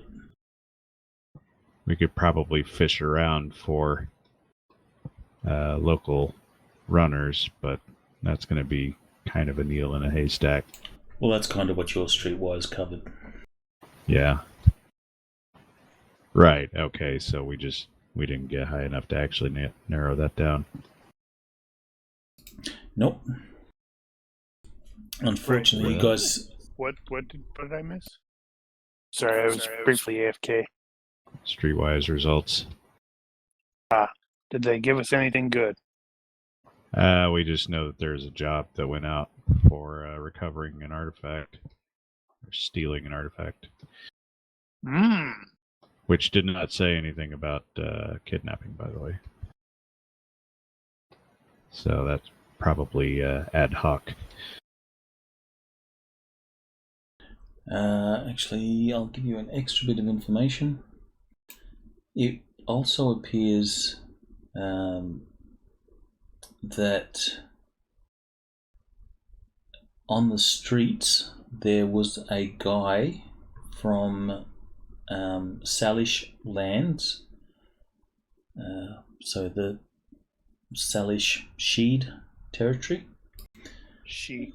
Or she. SIDHE? SIDHE? Yeah, that's just she. So the Salish She lands was asking about a cup-like artifact, and this happened, recently, sort of just over a few days ago. Well, I suppose that's something we could track down. As to who this individual is, you don't know.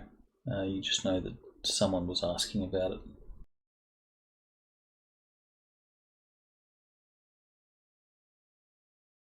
So, what exactly are the Salishi? I vaguely remember them, but this goes to my weakness for the setting, or weakness of setting lore. I know that's a neighboring nation. I don't recall hearing anything about them in particular, though.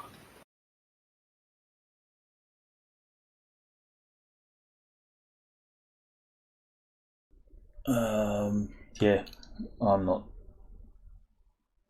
not quite sure. Yeah, I think it's. That's interesting. I just searched online, really quick, and apparently they don't spell she the way I would expect them to. They're Do they spelling not? it with an they're spelling SHIDHE. Oh, well, spellings. Which is kind of weird. I found it weird. Okay, so it's apparently, it's a different nation.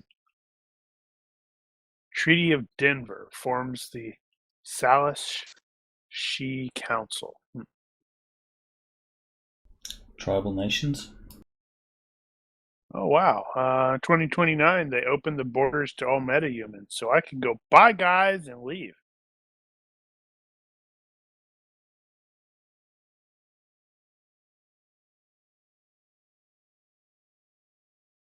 All right, so that is the information that you will recover.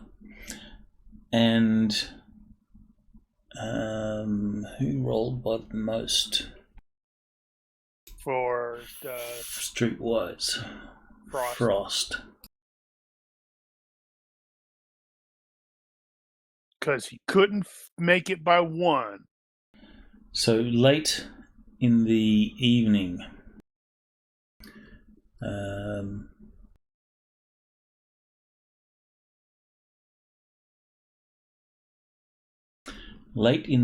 you will receive a notification from a dude who says, I hear that you are looking for a jade cup. If you're interested, we should talk.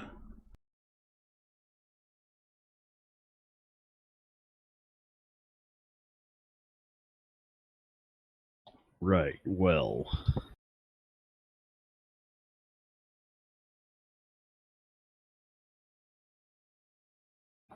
That sounds like a plot point, guys. We should go after it. No, it sounds like he was talking to you.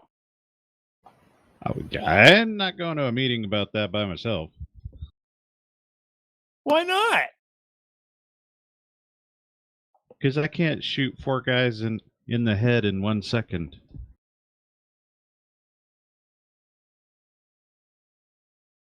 I don't think I can either.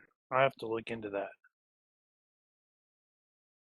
that. Yeah, I will There's some fluff for go you. ahead and I'll go ahead and respond to that communication and make some arrangements.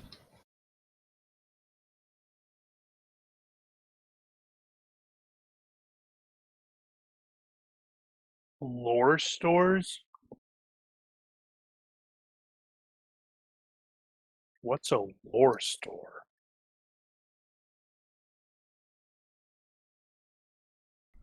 Like magic shops. Oh, okay. That makes sense now. Book will also get back to you with the translation. Ha! I knew we could count on you.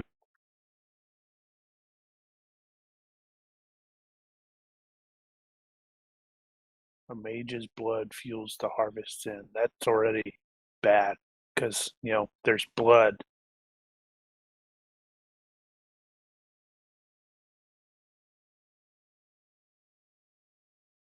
Well, that seems kind of bad. Other than that, he says he'll probably need some more time to investigate this artifact. It's certainly new and unique.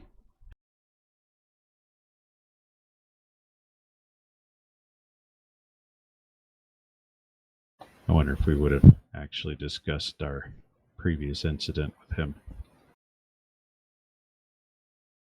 I might have. Let's see, it's like no reason not to. Or at least, some of the elements, any of it that isn't listed as like covered by an NDA. Covered by an NDA. Yeah.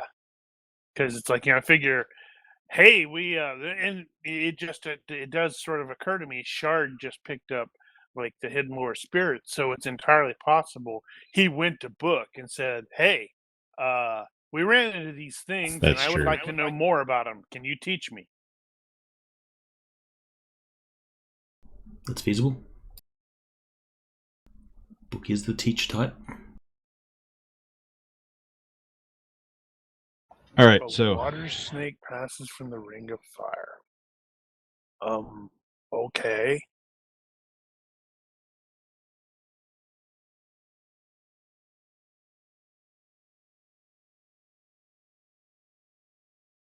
I will make the arrangements for a shadowy rendezvous.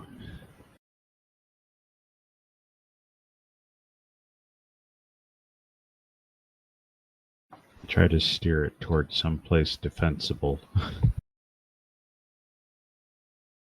Or escapable at the very least. Alright, so you will contact, reply to the message that you're interested. You'll get a return reply saying, I have the artifact. I am willing to sell it to you. If you wish to meet me at what was it? Union Lake Park.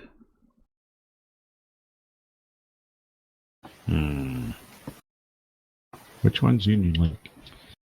That's a big one, isn't it? North No, of the city. Washington.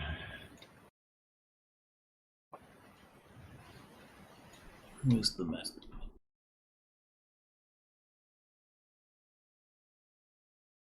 Is it north?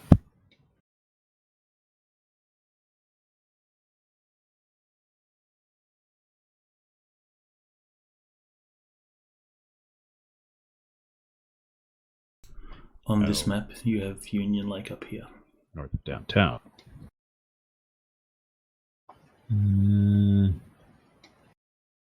That's not Union Lake. That's Lake Union. They could be Okay. completely two different things. There could be a Union Lake somewhere else. Well, given that that's a lake and it covers a large area, where is specifically the address we're supposed to meet? You would have the address. You would know where Union Park is.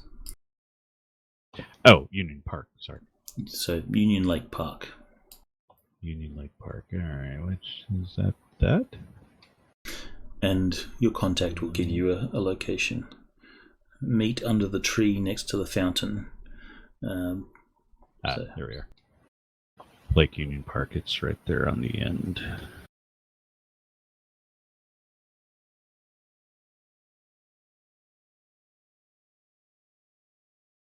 I'm having arrow problems.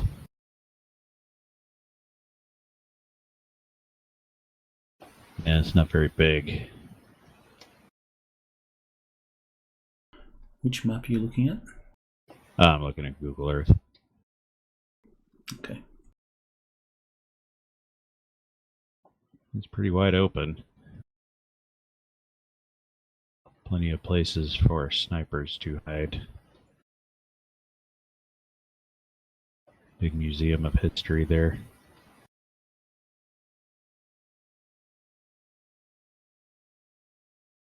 Okay, well. Okay, so no sooner do you find your first real lead than your comlink chirps. Did you suddenly become the center, or the social center of the Metroplex? Good day, my friend, says a dark-skinned dwarf on the other end with a Quebecy accent. I know that guy. Mm-hmm. Let me just get his picture. In something. Narrant, something like that. Laurent. I don't know. I don't speak I think. Frogish.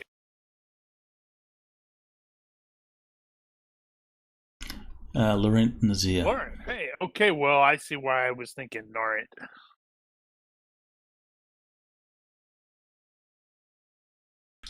I'd like to have a meet with you to present a business proposition. Perhaps I could buy you dinner while you consider it. This being Halloween, how about the new Century Square Hotel in an hour? What was the timetable on the Union Lake thing?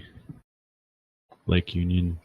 Well, that's up to you. So you receive this message just as you're about to follow up on that lead. So okay. So you can time it before or after. It's up to you. Well.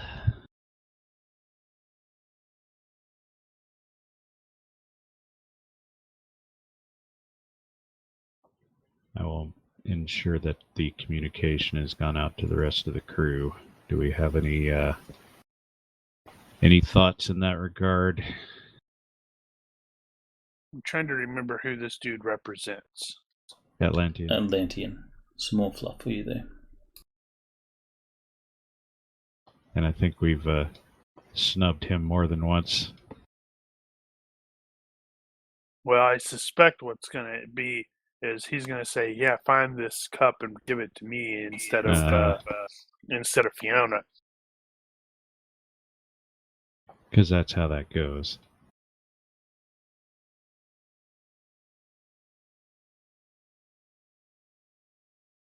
And I'm willing to hear him out, but if that's what he is offering, I think my code of honor professional would kick in and have to say, sorry, I'm going to have to decline that because that's already spoken for. But we could theoretically put him into contact afterwards with the new owners, so he may be able to purchase it from them. But yeah, I'm willing to say it. But yeah, I don't. Yeah, so I'm willing to hear him out. I don't expect his meeting to be an ambush. Although maybe I should.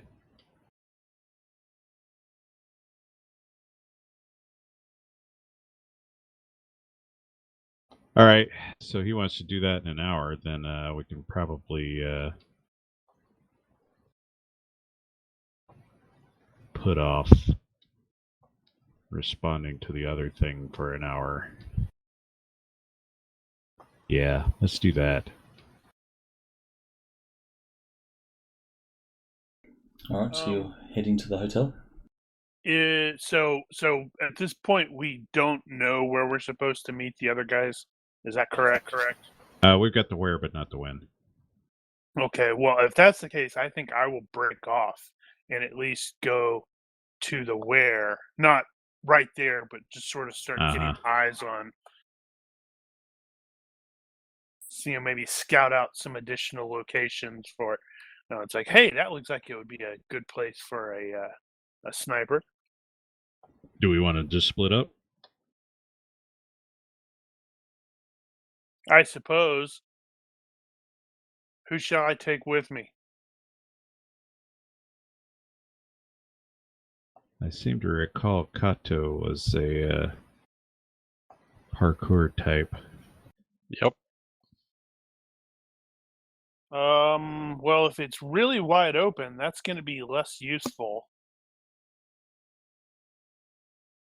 Well, the park itself is wide open, but the surrounds are not. Okay.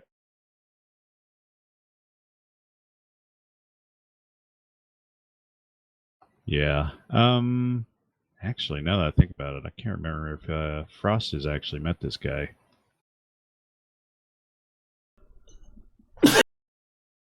Excuse me, I believe you all have. Because I know Ditch did. Good. I think I may have as well.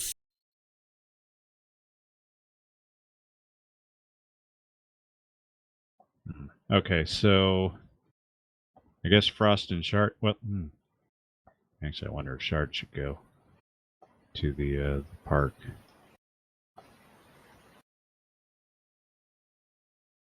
Well, we're all going to have to go there eventually. Well, it does also occur to me that this is a module, so it probably goes you're breaking up the group So let's all go eat dinner. Yeah, that's all right. We'll be quick. I'm experienced enough to split the party.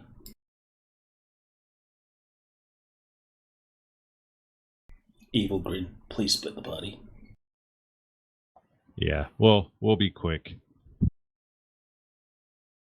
And we'll probably what I think probably we can do is we'll go to the meeting, or we'll go to the dinner. Honestly, wait, talk hold on. to Laurent. Why don't we do if we can arrange the dinner, just set that after the meeting. Well, we could. Because theoretically, we may end up with the cup.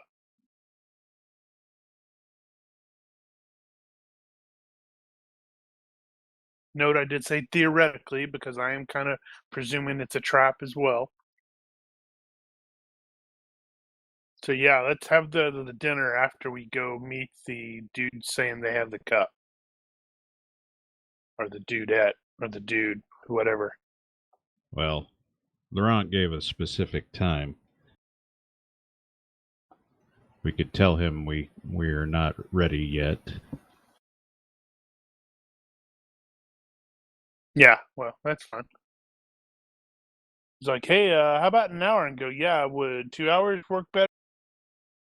Because in the middle of something. So, what are you Something doing? like that. It's like we're telling Laurent we need some extra time. All right, he will. Give me a reaction roll. Who's actually talking to him? He called you. Who's your talker? We don't actually have a talker right now. The normal talker is God help us all. Gordo. Scorgo. God help us all. He's currently doing charity work down at the orphanage.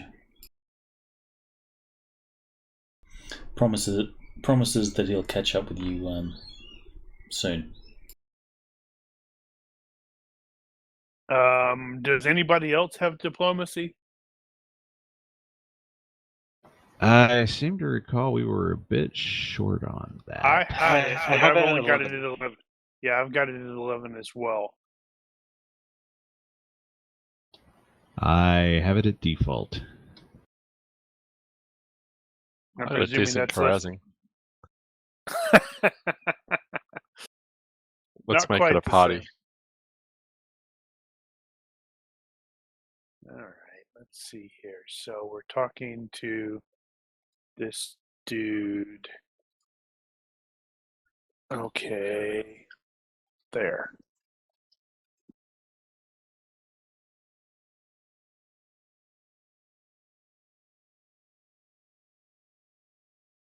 All right. Yeah. So that is a good reaction. He will say, "Sure, I can hold off for a little while. You take care of your business, and then we shall meet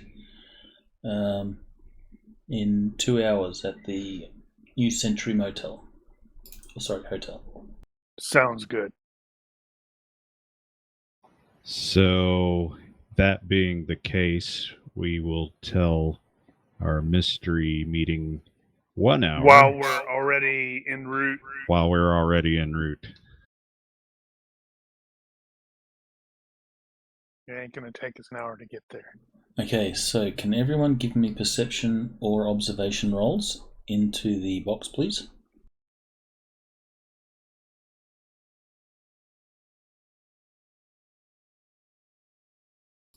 And I'm guessing it'll take you half an hour to get there, so you've got half an hour, before your meeting.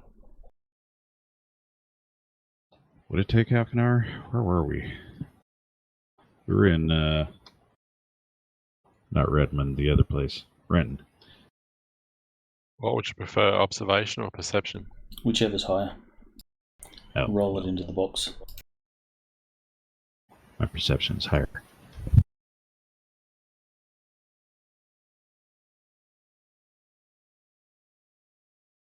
Yes, I'm trying to work out why you want observation.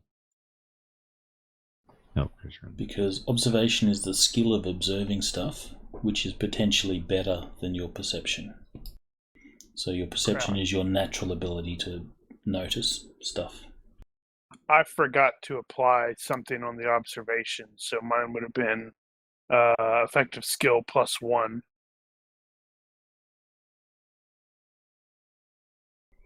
Okay.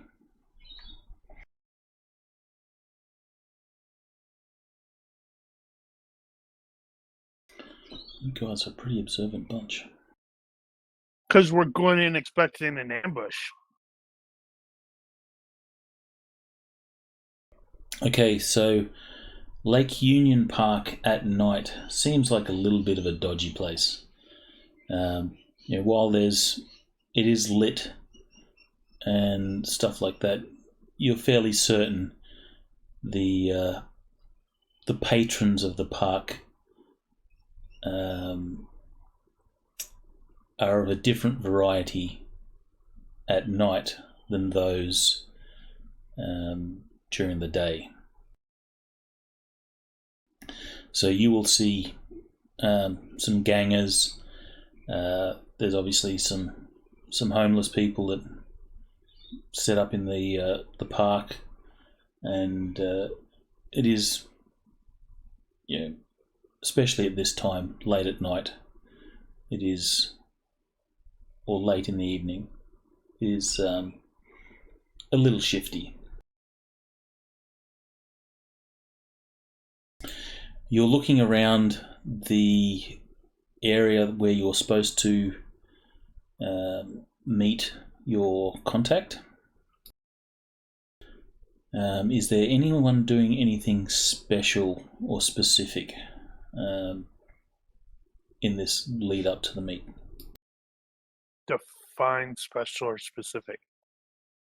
Yeah, going rooftops, checking for sniper locations, or doing any spells or any sort of pre-setup, or are you just sort of hanging about watching? Frost is going to remember to turn on his ESM before the battle, And he should probably send his drones up. and he's going to be putting his drones out somewhere useful. I think I would probably like to find someplace relatively high so I could at least sweep for snipers. Yeah, I was assuming we would probably identify the best sniper locations for that particular area. Maybe we'll get lucky and we'll show up and there'll already be a gunfight going on, and we're like, oh, okay. Apparently, there are many potential sniper locations here. Oh yeah, there are. So that is not an easy task. But there's only one best.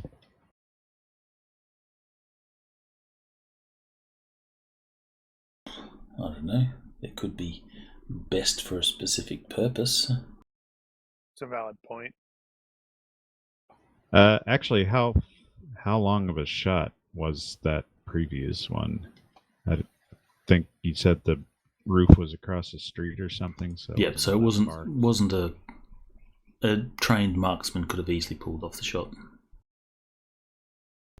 Even a not so trained could probably got in the ballpark as well. Well, given Ultratech, your lack of training is somewhat covered. But you were fairly certain that this was someone that knew their shit, so it was definitely not a difficult shot for them. Well, now, to be fair, we don't actually have anything. They're the ones that have something. Yeah, they're here to potentially sell it to us. So they've really got nothing to gain by killing us. Other than the GM going, I'm done. Screw you guys. Peace out. Head explodes. So if this is a trap, this is probably not it. True. I mean, we're just would, here to buy this. Well, he didn't give any amounts or anything either, so I'm sure they're presuming we don't have the money on us either, whatever that amount would be. Well, you could also assume that electronically available funds can be transferred fairly quickly. Right, but you can't mug somebody and steal that. This is true. Not without, some technical expertise, which they do have. Yeah, I would guess they're probably more afraid of this being a trap for them. Someone give me a universe reaction roll to see if you get harassed by any of the locals, if they're stupid enough to harass you. We'll get Shard to make the roll. Just a normal universe reaction roll.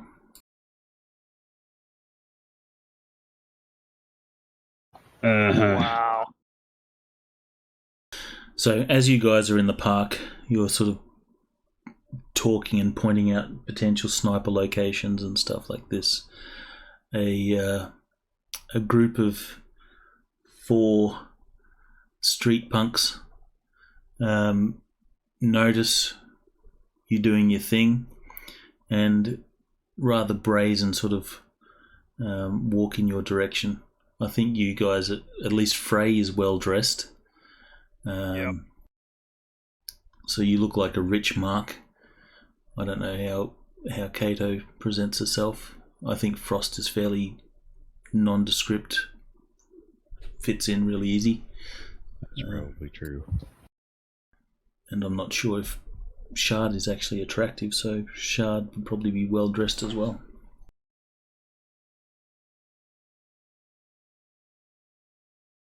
So they will approach. You'll see one of them at least will reach around the back and maybe flick the safety on a handgun or something like that before. Totally gonna have to look at him and say, it'll hurt if you do. So they will walk up to you guys in the park and they will look you up and down and they'll say, "You're looking for something special?" Not today. You should run along and find other people that won't put you in the ground. Says, "Hey, chummer, no need to get all threatening like. Perhaps there's something that you want. Perhaps we can help you out."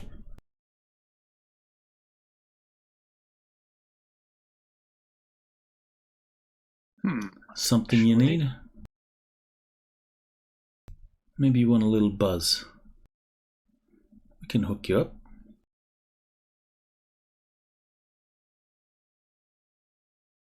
I'm wondering, actually. Mm-hmm. One of the street thugs is also a chick, and she will, I think it was... Shard is attractive?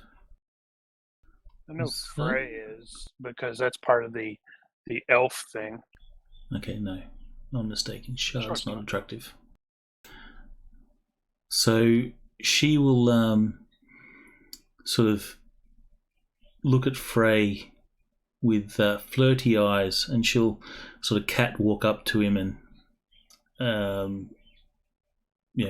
hand on the shoulder, sort of run the finger down the side of the cheek, and she says, "How about you? You looking for something special?"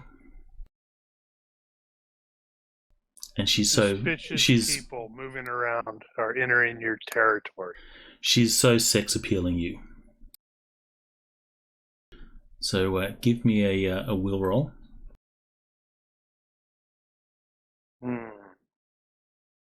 Okay.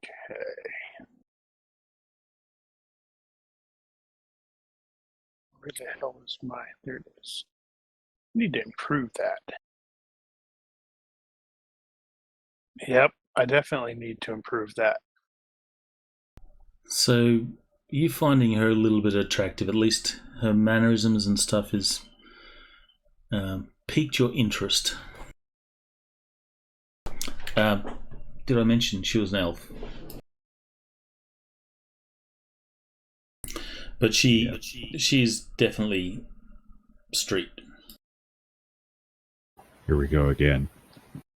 What? Here, what do you mean, here we go again? Same as the last Yeah, episode. that's true. That did happen that last time. Yeah, perhaps a lot of you can help us. We're looking for some people that may have already entered here. Suspicious people. One of the guys says, "So like yourselves?" Hopefully Indeed. not.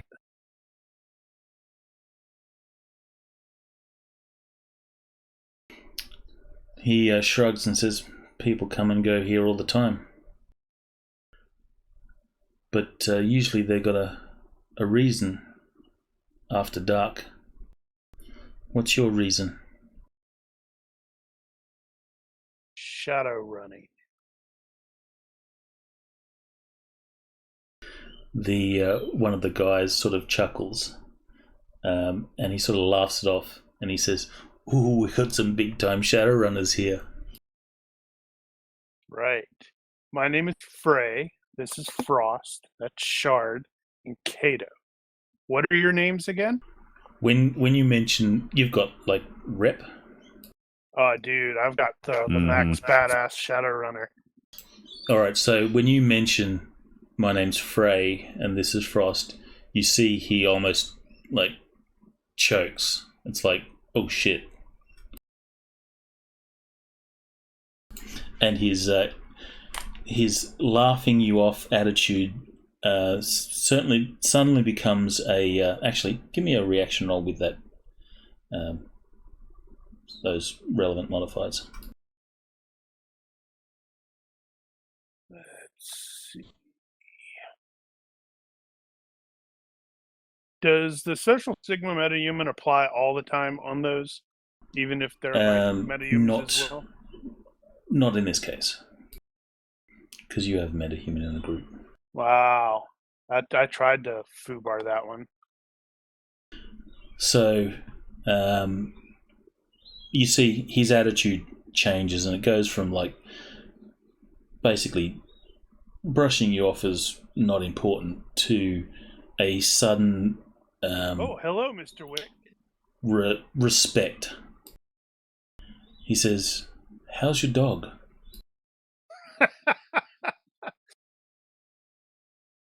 They go, It wasn't me.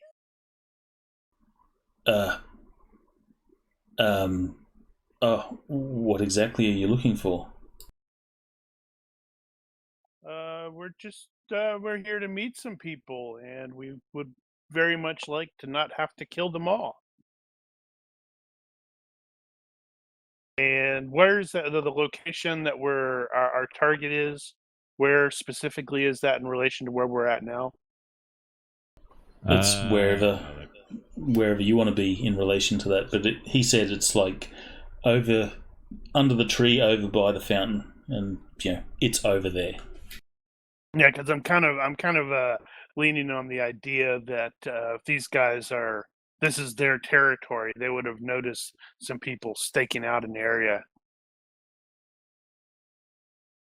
Well, they appear to have noticed you guys, so I Yep. guess that stands to reason.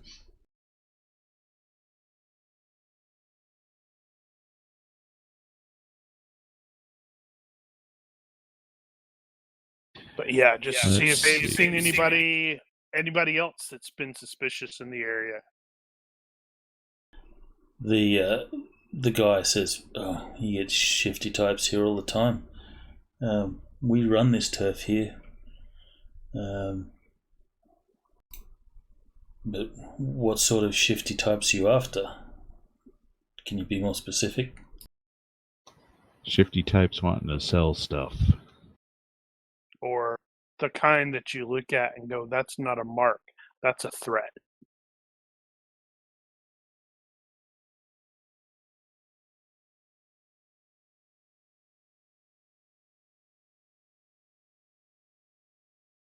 He sort of shrugs and says, "We ain't seen nothing out of the ordinary. Nothing that we wouldn't see. We saw yesterday or the day before or the day before that. So nothing standout, if that's what you mean. There's people selling stuff here all the time. Some drugs, BTLs, you name it, you can source it here from the right person. Hell, you could get it from us if you need it." Yep, I do believe that is what we meant. And Frey, now that you've been identified, this elf chick, she seems just that much more interested in you than just casual flirting. Well, maybe she's breathtaking. She's average for an elf. So attractive, I think, is the average.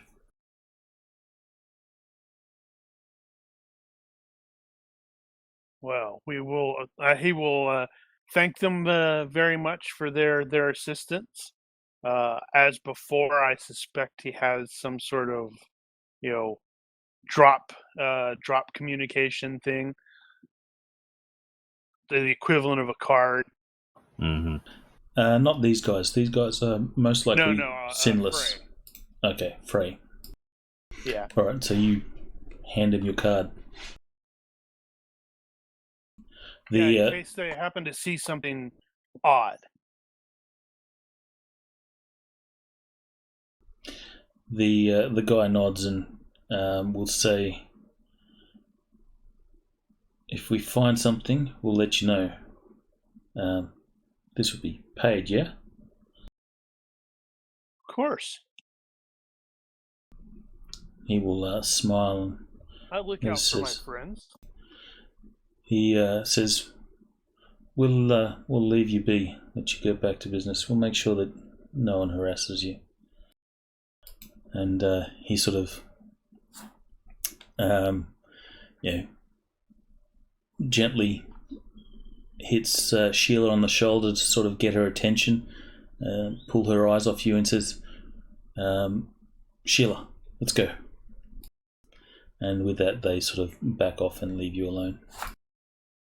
See, I'm building up the fact that everybody seems to know John Wick. Everybody. Well, he's... Sheila. Nice. So, in the meantime, Frost Actually, is going to be... Go ahead. Actually, it probably would have been, "Sheila, put your tongue back in your mouth and let's go." Yeah, because it occurred to me after the fact. I was like, oh, intimidation shouldn't be his go-to thing, because I actually have a quirk where he's very polite, even to those he's about to kill. Wait, no, especially to those he's about to kill. All right, so they will leave. Clearly, I need to improve my diplomacy. They will walk off and leave you alone. Obviously, talking about the fact they met. They met the group. I don't know. Have we established a name for the group? Oh, didn't we have a name? We were DBX using Deus or something. We were using Deus Ex Machina. DXM. Yeah. So they will obviously, be talking about the fact that they met DXM. So Frost is going to be in AR looking for potential observation.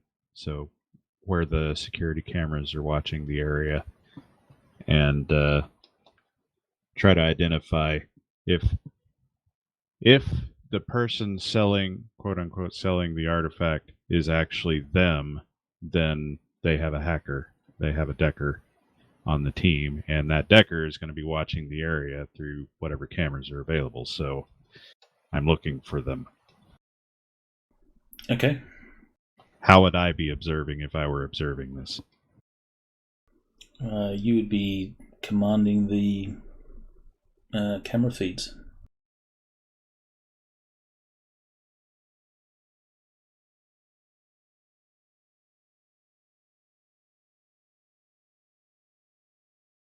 Actually, I could just try to get into the cameras myself. See if anybody else is in there. Okay, well, do that. Make a hacking roll. We'll say it's a minus a bad of 5. 5? Holy crap. Well, it is like city security. Yeah, that should make it easier. It's government stuff.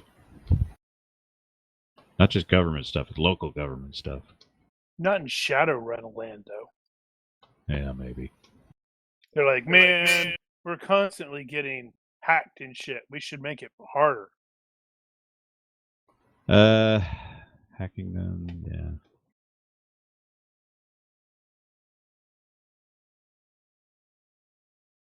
That's sad. Actually, just does occur to me. It should only be by 1. That's just straight up hacking. -5, you said? You would need a cyber deck, though. This is like matrix hacking. Yes, my sister has a cyber deck. Oh, okay. And you remember I actually did trigger her. Yep. Finally.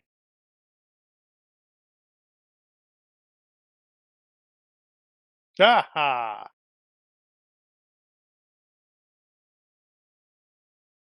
Afraid Right, so- Frost is usually there, so I don't. She's like, yeah, I don't need to show up. I'm too busy cleaning up your freaking digital footprint. All right, so Frost will report that shit. They must have done a recent update. They're running the latest patch on their shit, and you haven't been able to get in. So you contact your sister, and within moments, she has backdoored the security feed for Frost. So Frost, she will let you in, and what trick? Oh no, she doesn't have to. Yeah, she doesn't have to. If she does though, it's probably gonna be like a rabbit or something bouncing around in his AR, and he's like, really? Oh god, not again. Actually, she learned his secret, didn't she? There was a thing. It was a long time ago. Yeah, but I believe we determined that she basically said, if you want to pay me off, do a thing for me. And he did a thing. And so she's like, that's fine. All right. Well, then she will leave a reminder that I know who you are. Hey, rabbit. Here's a rabbit. She will leave that in the virtual space. In any case, you have managed to tap into camera feeds of the park, and you will see a camera view of what you're currently looking at as you stand there. Well, aside from looking through the cameras, what I'm looking for is the presence of others doing the same. All right, so that is a program. I think it's search. That'll probably be analyze, I would guess. Need to open that book up. What one was it? 21? 321?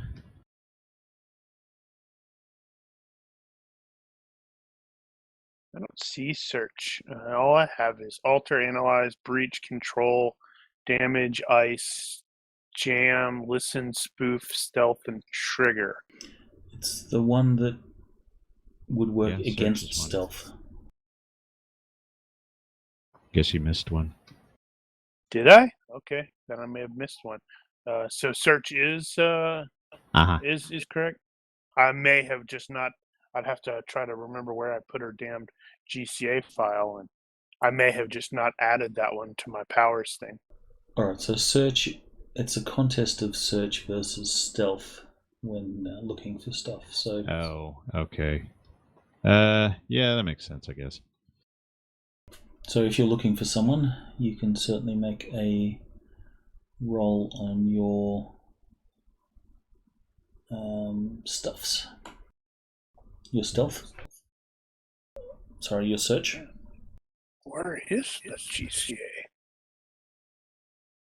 Now I have to decide whether or not the stats that I have include the weapon or the equipment bond.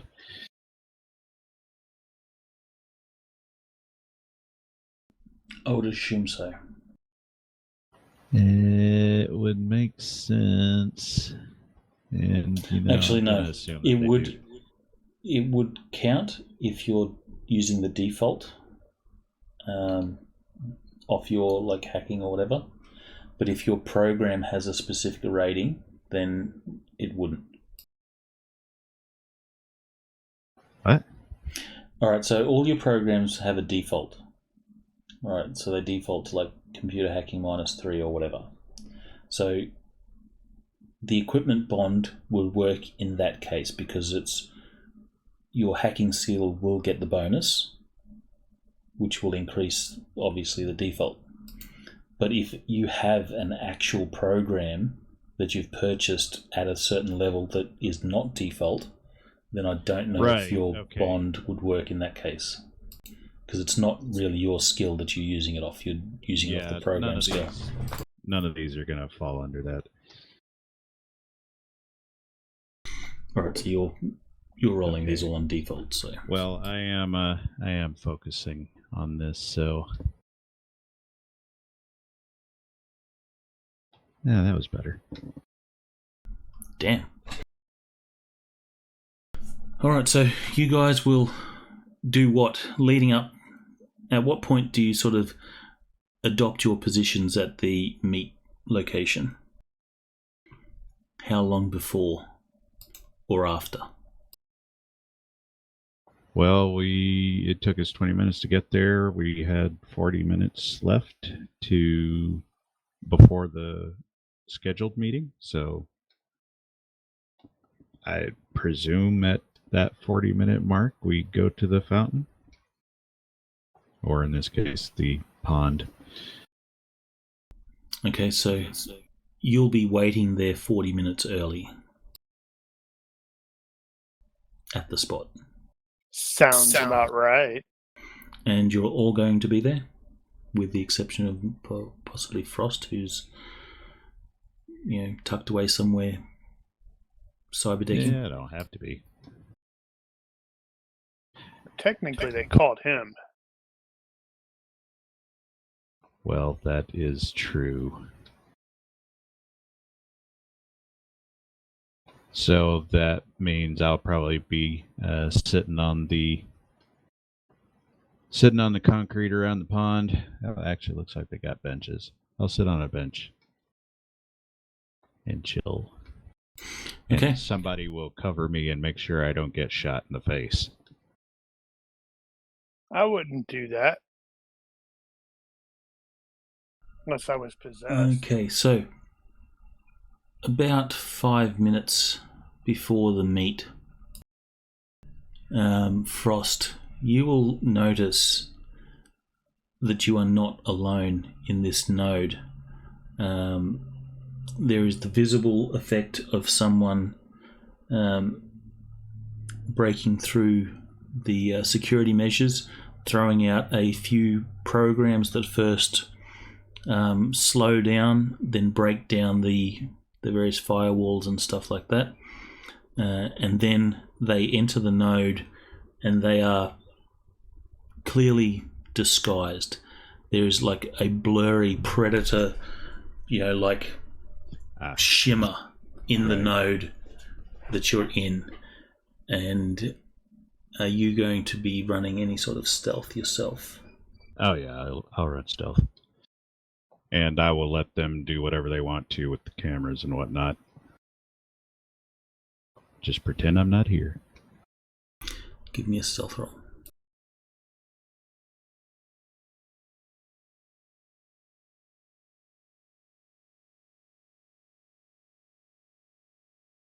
Like a shadow in the night. It would appear that you are not noticed, or at least they don't react to your presence. And whoever this is watching the same camera feeds. And as these are like street cameras, they can be controlled and zoomed and all that sort of stuff. And you will see that one camera is controlled and it zooms into the meeting location, and the camera will pan across each of you in the group. And you'll notice this other decker will the blur will reach out to the camera screen, grab and pull like an image, like photos of each of you. So each one in turn, the camera pans over to Kato, zooms in, then there's a picture grabbed, and obviously you interpret this as they're taking, stills of each of you, and it does this in turn, one after the other. Which is not a huge surprise to me. They already reached out to me on purpose. Then the camera control is sort of dropped, and another camera is controlled, and it looks up the street to a vehicle which pulls up. The vehicle is nothing flash. It's it's quite a sort of run-down car. It's not the latest model sort of thing. The camera zooms in on the vehicle. There is a guy that steps out, and he reaches into the passenger seat and pulls out a bag. He will sort of look around, and then he'll start walking from the car park towards the location of the fountain.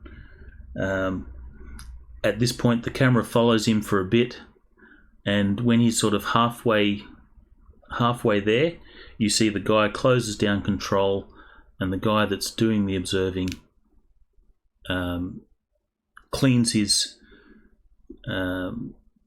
digital trail and then exits the node, leaving you there alone. All right. As soon as the bagman starts walking, I'll call it out to the rest of the crew. So this guy will approach. I'll get a body language roll from those that have it in the box. I think. No, that's right. Frey has that, doesn't he? Yep, and I'm going to improve it. I just realized I've used it a crap ton of times, and I've only got 1 point in it. All right, so Frey. Otherwise, Gordo was the only one with it. I am going to be running Verifier while we talk to this guy. So you will see the guy approach. He sort of walks in and out of the street lights that sort of light up the park. And when he's in the light, you'll notice that his body language puts him sort of nervous, on edge. You see that he's looking around all the time, looking over his shoulder and stuff like that. So he's maybe a little bit paranoid. He'll see you guys approach. He will sort of take a deep breath, like, and then he'll sort of walk up to you and he will wave. You guys are in the biz enough to pick a certain mark, and this guy feels a little fish out of water. He's not the sort of person that you'd expect to be handing off a magical artifact that people are searching after and stuff like that. He just feels a little off. Mm-hmm. He says, "Frost, Good evening. you're the one I spoke to?" I'll give him a hat tip. I also want to try to run a trace on that guy on the Decker. Too late. He's already gone.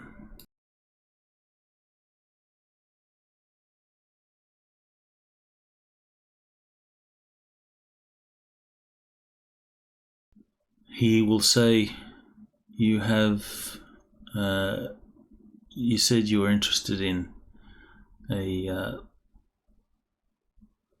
jade cup, magical jade cup." Let's see the goods.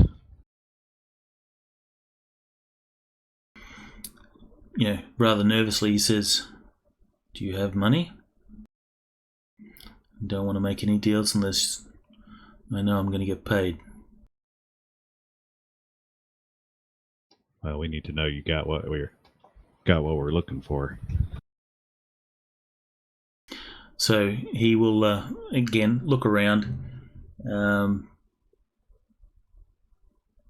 check his surrounds, and then he'll open up his bag, he'll reach in, and he'll pull out what looks to be a jade cup.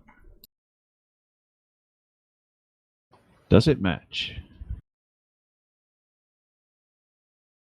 It does indeed match. I guess you can give me a perception roll.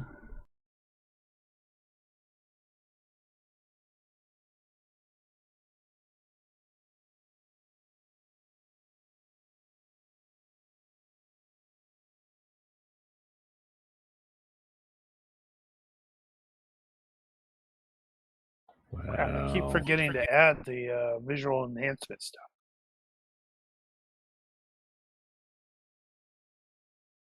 All right, so it does indeed look like a jade cup. He sort of holds it out and lets you sort of have a look at it. Then he puts it back in the bag and says, so, shall we talk price? Shark, get the proper buzz off it. Do I? Ooh, that's a good point. Make your IQ plus majory roll. He says, I'm told 2,000 is a fair price for this thing. It's very valuable. A lot of people after it. And if you guys don't take it, I can find another buyer. Alright, your IQ plus majory tells you that it is not magical at all. I'll look at Frey and shake my head. Well, in this case, it'd be Frost. Or whatever. Frost, sorry. We need at least one other person to have their or their code name start with FR. We need a Frack and a Frel. So, it is not magical.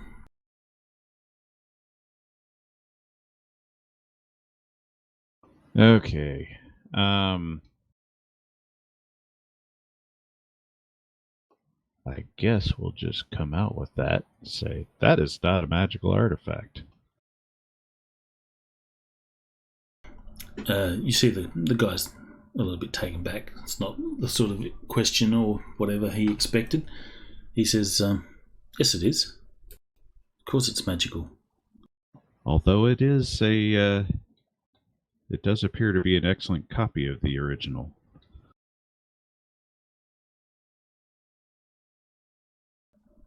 From your body language roll, you can almost see his heart rate elevating, veins pumping in his neck, and this guy's paranoia just shifts up a level. He goes, what do you mean?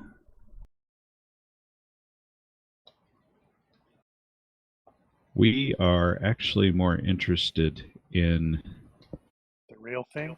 where it came from, where you got it. Because whoever made that copy has probably seen the original. Can you give me a reaction roll, please?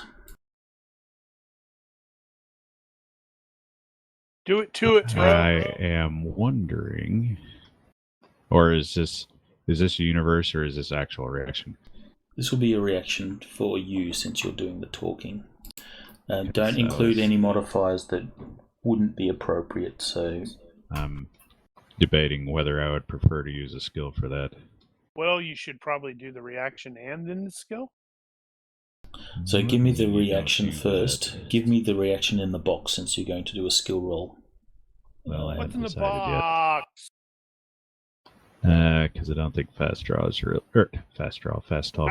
is necessarily one of the appropriate applicable. social skills. Well, it might be at some point. Intimidation, maybe.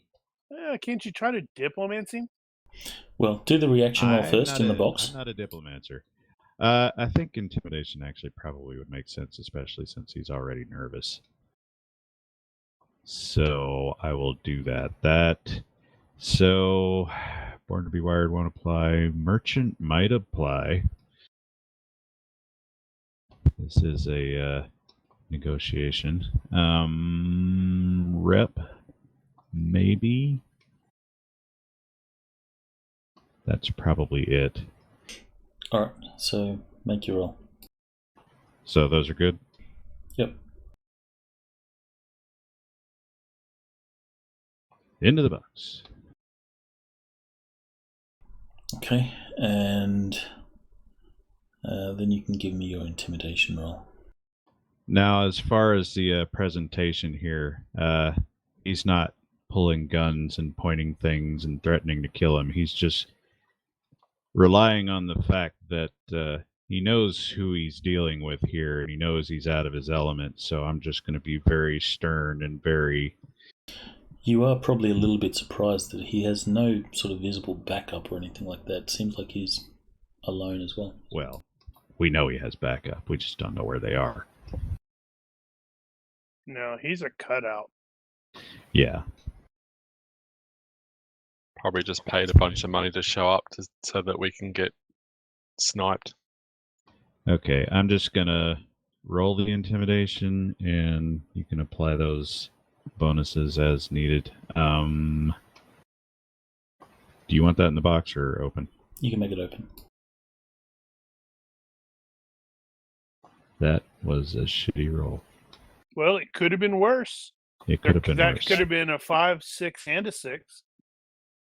Alright, so how are you intimidating? What do you say? Well, like I said, he's just being very forceful and very dry, I guess. And how was I doing that? Alright, so the guy I just is... let him, we're not after you. We're after wherever that came from, and we want to know exactly where that was. And I can, I'm wondering if Fred could totally throw in there, and that might be worth some money to you. You can see that he's like gone to the point of like shitting himself. Is kind of like fearful. He says, "Look, I don't know anything about it. I was paid to deliver this to you guys, and I was told that I might get an extra couple of grand for selling it. That's all I know. Some people approached me and said if I wanted to make some money." Tell us about these people.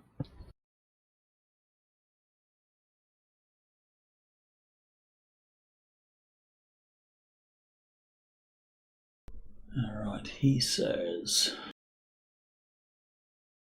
Get Scorpio! And dies.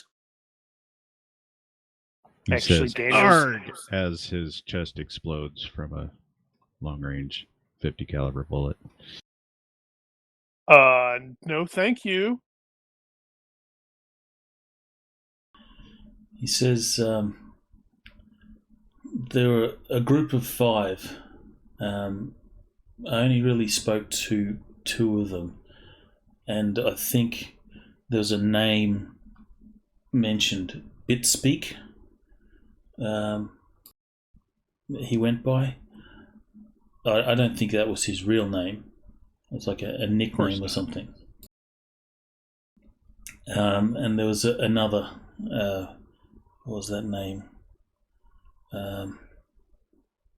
Glitter or something like that. I've never seen them before. Like I said, they just said I had a chance to make some money. We run into a glitter before? You have not. Where did they meet you?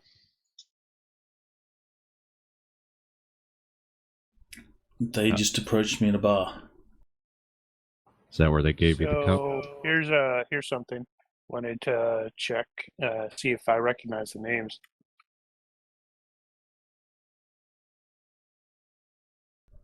Okay. Oh, I can do that too.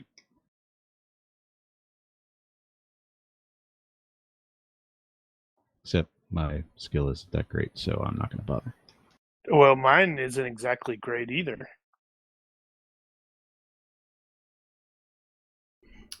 So yeah, you can make your roll. Yeah, might as well. Well, Shut your hole. You never know. Why is it only 10? Do you not have any points in it? No, that's default. Oh my god, I hate you.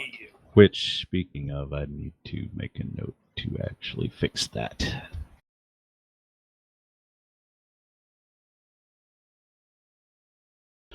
Okay, I swear I so already did that. Bitspeak and Glitter are names of some known runners. They are not your entry level crew. Bitspeak is a decker, What? and you know that Glitter is a face man of some sort. Seems reasonable. It appears, that's as far as Frey, your info goes. Right. Frost, you know that on more than several occasions, Bitspeak and Glitter have worked in a crew that consists of Ardra, Darkbright, and Shiny. Shiny. Though you do not know exactly their particular strengths. I keep forgetting to point out that I also use a voice modulator all the time, especially when on jobs like this. I'll give you an extra bit. You believe that Ardra is a sniper. Right. All right. Well, that's info. I'm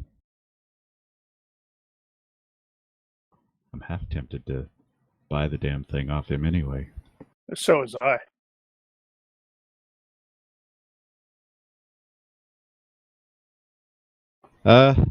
Yeah, I think I will.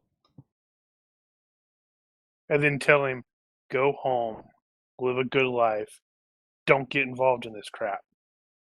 Yeah. So yeah, we'll make it well, let's see, actually. No, I don't have greedy. I just have an obsession with money. Actually, in that case, I don't. I have a bad tendency to probably spend money that I shouldn't. I don't have a disad for that, but but I mean, it fits him where he doesn't really. Money is not his objective. He's like, 2,000, huh? The guy, he did not expect this conversation to turn to possibly getting paid now. So he says, "That's what they told me." I'm presuming we have the equivalent of the sort of cred sticks that you can like pull out and program it and set it something like that.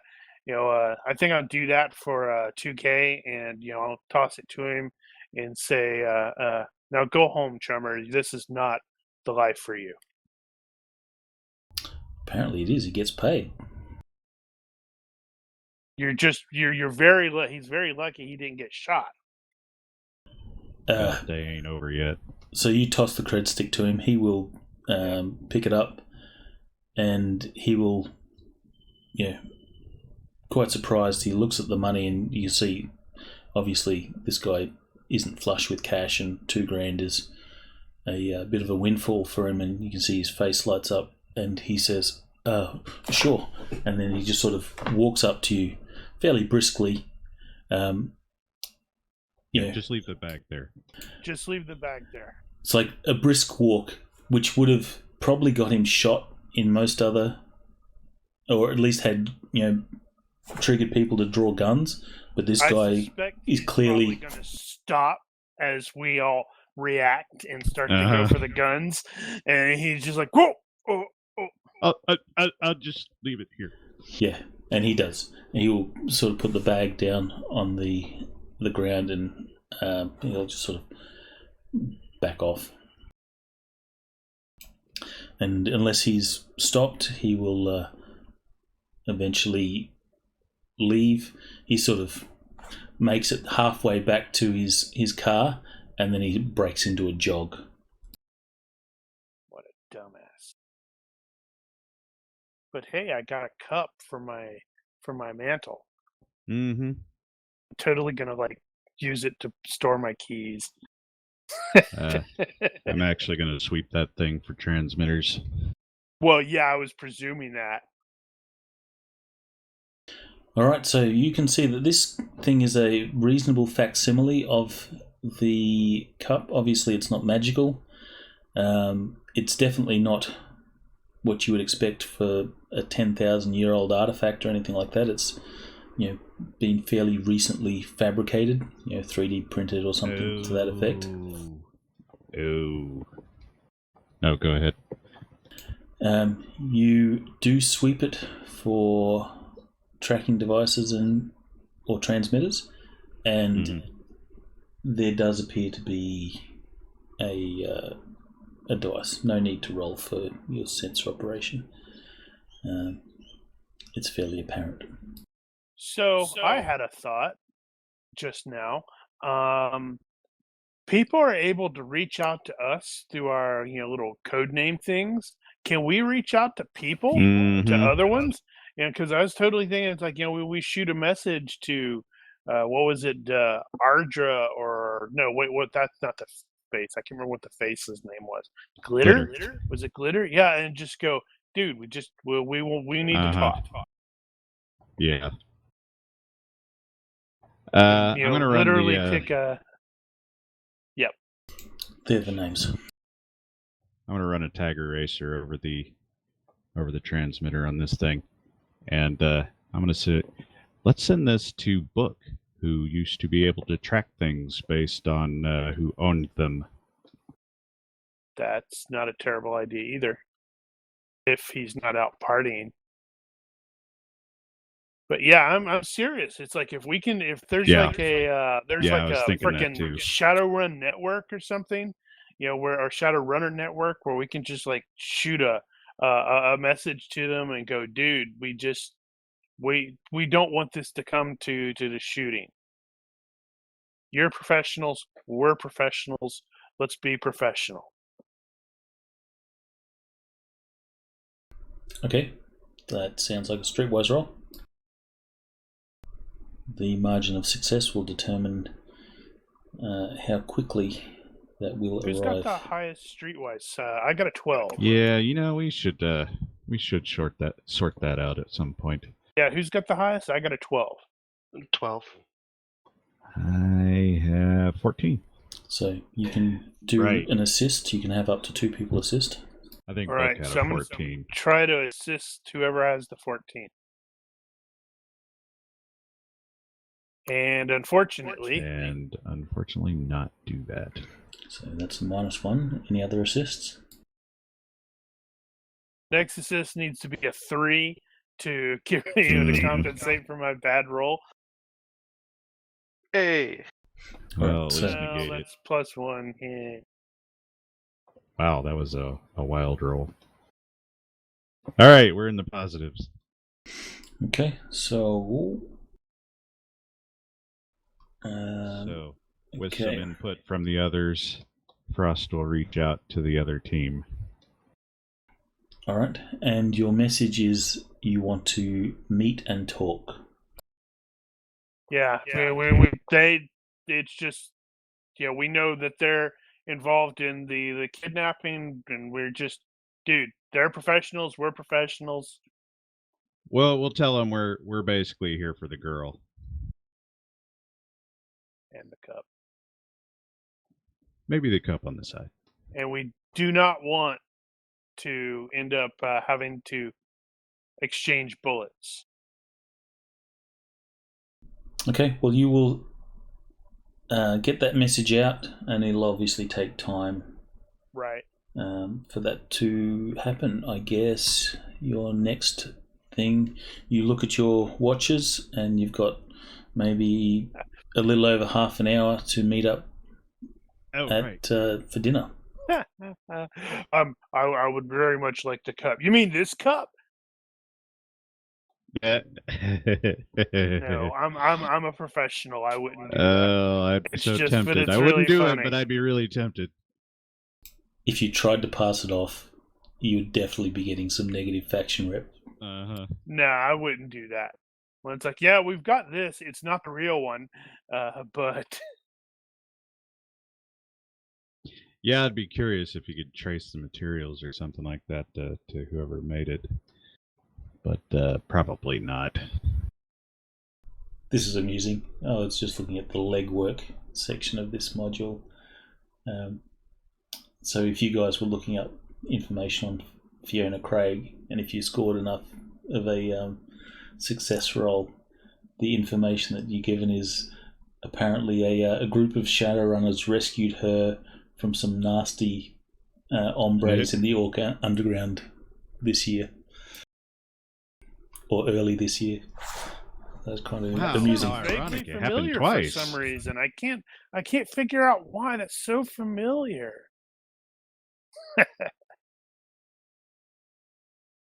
Yeah, so I guess it's dinner. All right, dinner.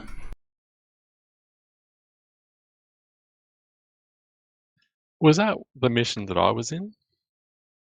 I Might don't have think been. so. Do you recall a guy by the name of Jack Turner? Orc Underground smuggler had a boat in the Orc Underground. I That- don't. But I do I remember think that like a was the motel or first something. one. I remember Kato was involved with that ghost lady thing. Is that It's like picture a ghost familiar or to you at all? vampire or something.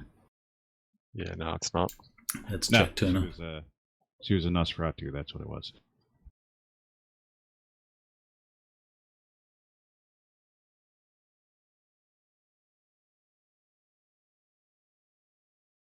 No, the one I was involved in was there was like a motel or something, and this person had landed and supposed to have checked in and didn't.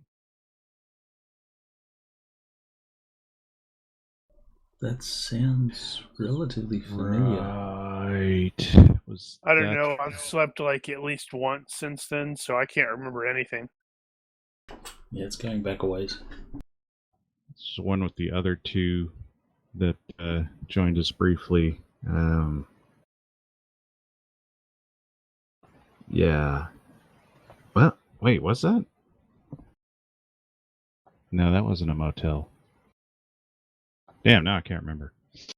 As soon as you roll up to the new Century Square Hotel, you see why Nazir would think it's appropriate for Halloween. It looks far older than its 20 years, almost as if someone spent hundreds of thousands of new yen to age it. Glowing orbs zip by as you enter the main lobby. A translucent grey troll acts as bellhop as she carries too many bags for a spoiled tourist. Occasionally, a dish flies up from a table in the dining room and then crashes to the floor in a heap of broken ceramic.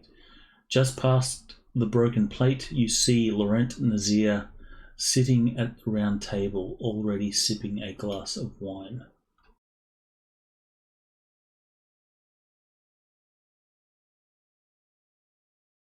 You will walk up and take your seats. There is Mr. enough. Nazir. Frey, I believe it was. That's what they call me, sir. It's a pleasure to sorry. see you again. Yeah. How's your dog? Everybody seems to ask me that. Everybody keeps asking me that, and I never really have an answer. I think he's met Frost, so he'll acknowledge And Frost, these two faces I'm not familiar with. He stands up and offers a hand. He says, "My name is Laurent Nazir. I represent the Atlantean Foundation." You're probably looking for this cup. No, he's looking for the real one. It's not real, but it looks really good. So you produce the cup? Yeah. You see there's like an expression on his face I like, want to see him. I just damn, that was see easy. That look on his face. So you see the looks like, wow, that was probably going to be potentially the easiest job I've ever done. As you produce the cup, he will then look at it, and you can see a few seconds later, he's looking at it strange, like he's obviously realised that it's a facsimile. It's not real. It's a fake. He will grab the cup. He'll look it over, and he'll say it's fake. Yeah, it's fake. He says, but it is what I am looking for, but the real thing. What can you tell us about it?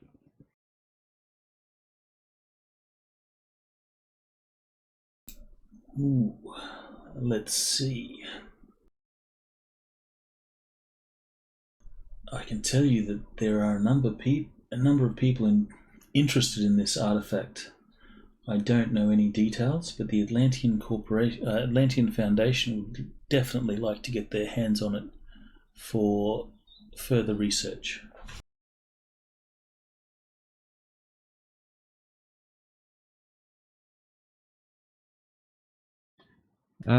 He says, I've heard some rumors that it is some sort of Chinese holy grail, but I wouldn't put much credibility into those rumors. This artifact has just surfaced. Now I know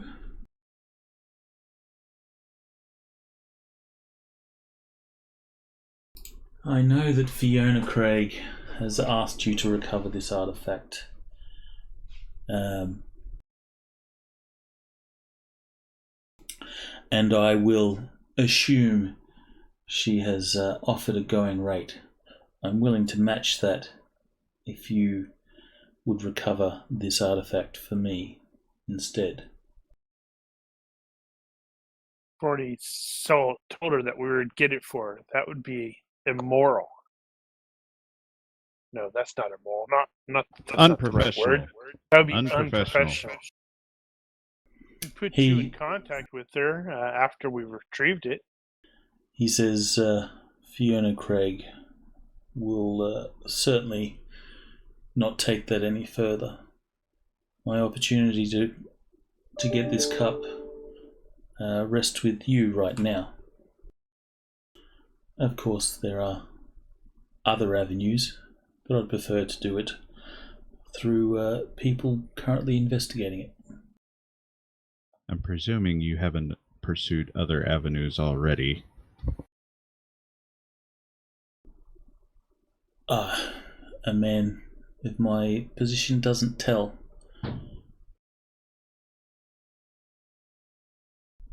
But I can assure you, the Atlantean Foundation would be very grateful if you were to assist in this task. I do not think that you would get the same respect from Fiona Craig and her associates as the Atlantean Foundation. We look after our people, especially those that work with us.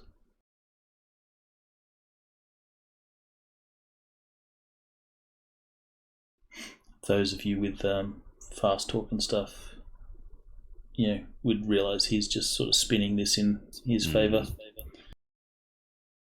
Whether he can actually back it up and offer more. Yeah, he's not a researcher, he's a salesman. We know. So he's obviously talking up Atlantean and downplaying what Fiona, Craig, and her associates can do for you. Unless anybody else has anything to add to it, I'd probably just respond with, as usual, if we actually retrieve the object, we will make a decision at that point. So do look for our call. He says, I assume you have my contact details. In any case, please, let's enjoy a meal. Perhaps we can talk some more. Maybe we have some mutual interests, and in future we can work together.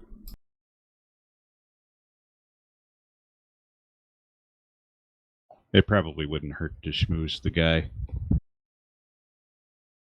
even if we don't sell to him.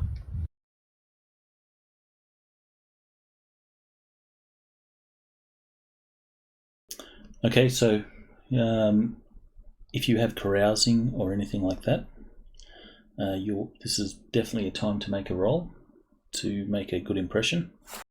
I will definitely do that.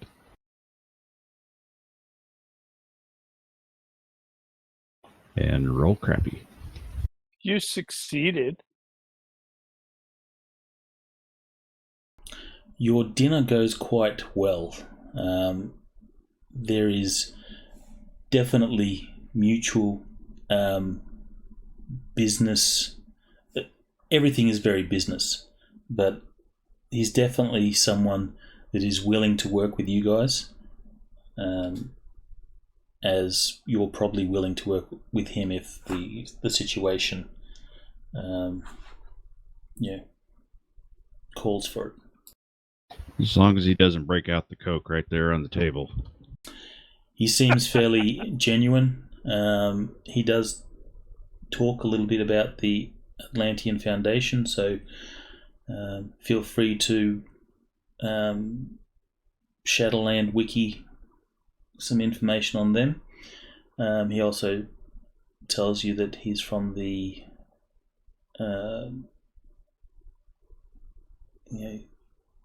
Free Canadian States, or whatever it's called. Oh God, Canadian. We have to shoot him now. We can't let them spread. So he gives you just some chit-chat stuff about himself. He does inquire how it is that you came upon a fake cup. Do you fill him in on that story? I wonder, would we fill him in on that? I think I'd probably prefer to go with that's an ongoing investigation. It's a long story. I should also point out this place is genuinely haunted, so there are spirits that haunt this place, and that's kind of its thing. Did I share the... Yes, I did. Frost is complaining about the graphics.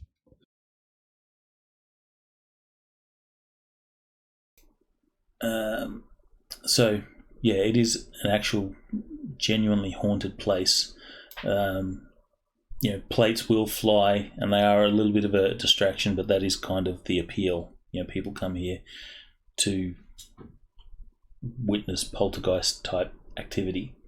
You do sign a disclaimer when you enter, saying that this is a genuine paranormal thing, and the hotel is not responsible for anything that happens to you while here. Mm-hmm. Even if your soul gets sucked out. Shard, give me a IQ plus perception roll. IQ plus perception. Sorry, IQ plus majoring. Oh, is this a mage sense thing? Yes. So I guess Frey could do it as well. Yeah, he's nowhere near as competent as Shard is in that regard. Normally. So you will genuinely feel aware or be aware of the spirits that inhabit this place. You will take a glimpse into astral space. Oh, And do that. I can't do that. okay, so Shard, give me a further perception roll.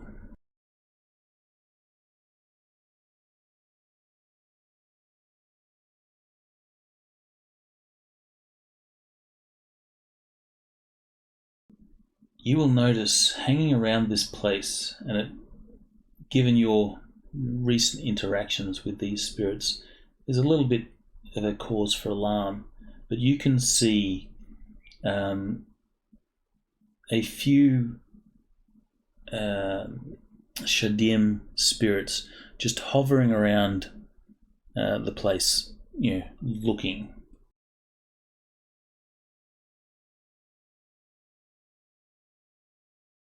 I'll pass that along. Is that unusual?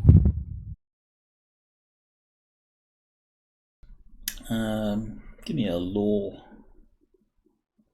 roll, I guess. Lore? Spirits, Hidden hidden lore? lore Okay. spirits. Gotcha. You're going to work that skill out today. Mm-hmm. It is not within, or not outside the realms of possibility, but it's certainly uncommon. Shadim will, they are spirits that look for opportunities to possess the living. They can't possess you while you're alive or anything like that, but a mage that astrally projects and leaves their body astrally is a target, or someone that dies. The Shadim will look for an opportunity to take control of the body. But in astral space, they are fairly... Why would they leave the body? Well, mages can astrally project, so they can fly through astral to wherever they want. It's all Doctor Strange and crap. Of course, the rumor that the same thing happens to Deckers when they project into the digital realm has been debunked a number of times. Uh-huh. So, while astral, you are basically in insubstantial spirit, no form. You can actually get around and see and observe in astral without mundanes being able to see you. So it has its uses, but it does leave your body vulnerable to, for example, the Shadim, and you can also get attacked astrally. So you can, if you are astral, you can attack astrally, so you can actually kill the spirits in astral space. And likewise, your astral self can be attacked and killed, which would result in you dying as well. So don't get your astral kicked.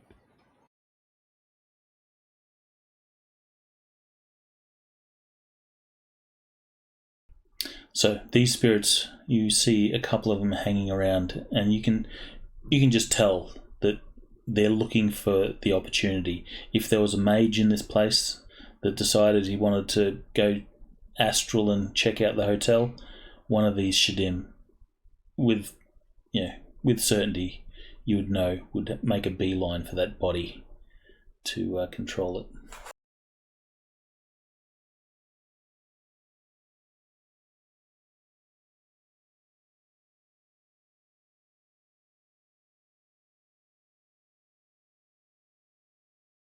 Alright, so you'll snooze and finish up your dinner. Is there anything in particular that you're going to ask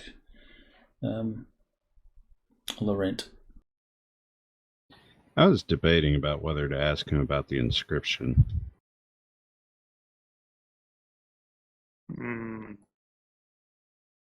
I lean toward, I mean, it's not revealing that much.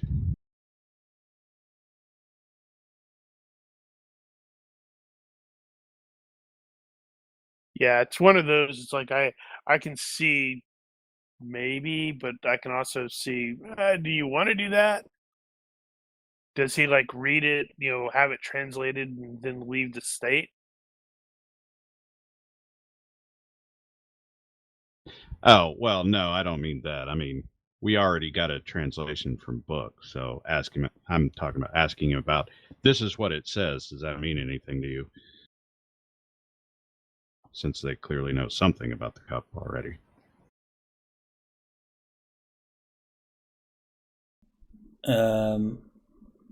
He will say, or you read out the translation, and he listens very carefully, and you can see that he's putting on a poker face. He says, "That's very interesting, but unfortunately, I don't know what it means." So, if he does, he's certainly holding back that information, and you get the feeling that he probably wouldn't want to volunteer that anyway, unless there's, some sort of assurance that he maybe gets the cup. So at present, since you've said you'll take his offer on advisement, you can see that he's holding back if he knows anything. Well, he didn't recoil in horror.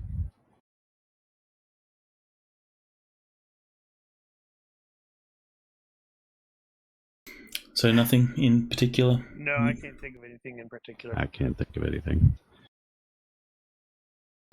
All right.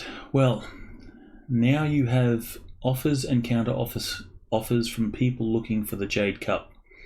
Oh, and Kellan Colt as well. But not many people seem interested in her. Welcome to the shadows. As you leave the hotel after a nice dinner, you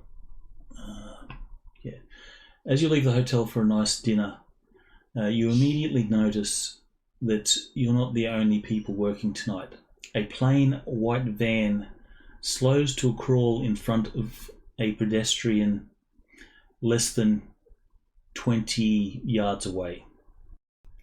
The sliding door opens and the pedestrian freezes just in time for one of the occupants to unload an AK-97 into his chest. Damn. The bullet-ridden corpse hits the ground as the driver hits the gas, but the corpse doesn't stay dead. A moment later, the body struggles to its feet and lunges forward at you. Mm-hmm. You know what this town needs? Ghostbusters. Oh no, not this place. Hey, this is Fantasy Grounds Unity. You can totally make that thing continue on indefinitely now. This is true. You could flip and rotate and join them up. Make a whole city block. You should totally flip it so it's different than it's always been. Ignore everything Daniel says.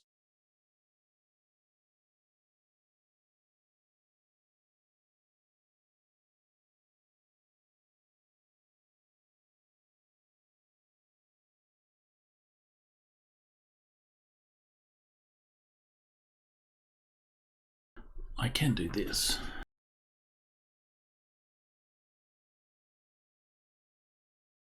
Is this a setup for next week, or are we doing this now? We can do this now. It's not going to take long. Yeah, because Freya's just going to shoot it in the head. All right, AFK 1 second.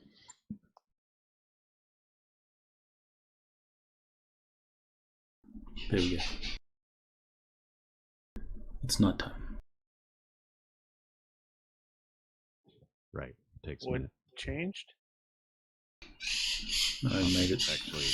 I don't think it's actually registered yet.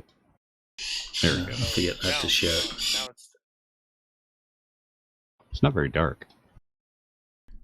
we're in the middle of a city. Yeah, that's true. Now I got to go in and make all the streetlights lit up.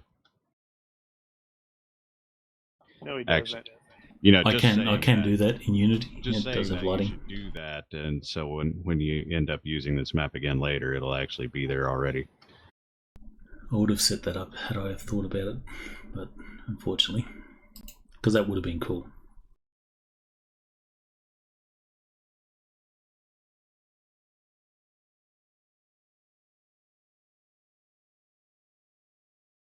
Alright, so I'll get a fright check from Frey to see how he reacts to a obviously dead body begin to rise.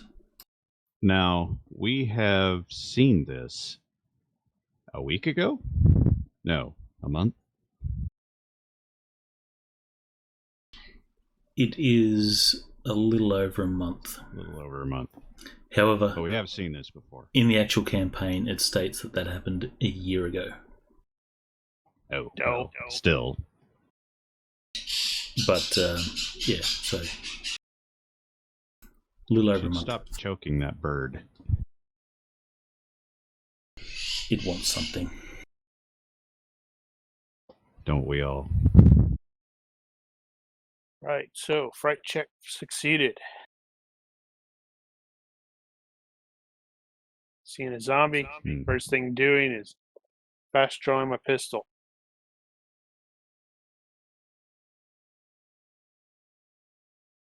Damn it, I don't want to shoot through Shard. Just give him a good Let's shove. see. How did I need to look that up? Damn it. Okay, so while this is, you know, a frightening thing to see a dead body just get up, it feels more than that.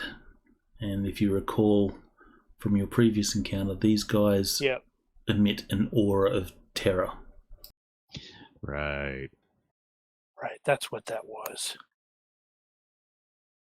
So I can ignore the bulk penalty on moving attacks, but I do not get the accuracy. Right. That's Although fine. I wonder if you're still subject to the -2. This is normally the bulk is capped, or the bulk there's a minimum of -2. If you're going to be shooting, though, I will point out that this is a reasonably busy street. There's people on the sidewalk and stuff, so I will be rolling for potential casualties on missed bullets. You know what you could do is actually do a reaction roll for whether or not the shot's clear. It's a little extra bookkeeping, and it's not too bad.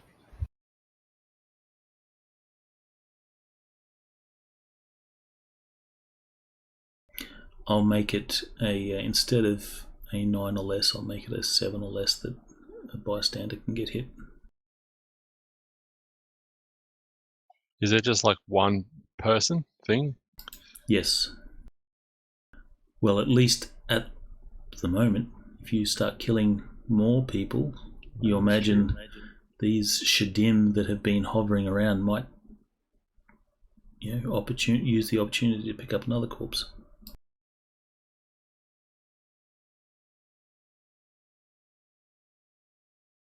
So 1 round.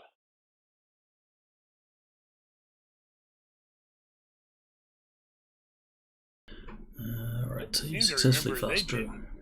Yeah, and I seem to remember these guys didn't dodge. That's because they were all out running.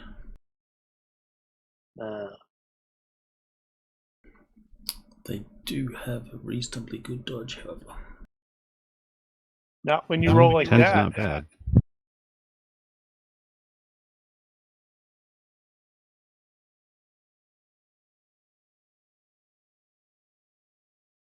That's pretty mediocre.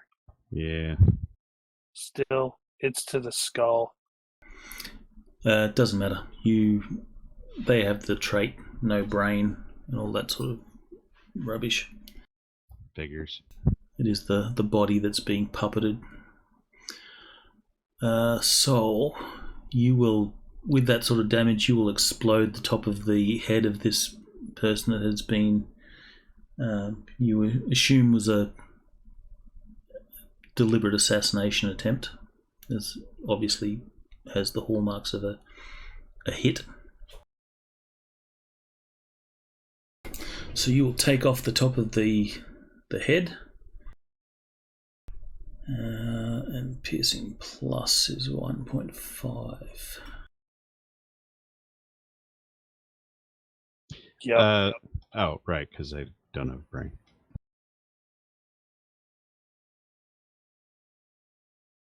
All right, Kato. Are you within 4 yards? Yes, you are. Can you please make a will roll? This is a fright check.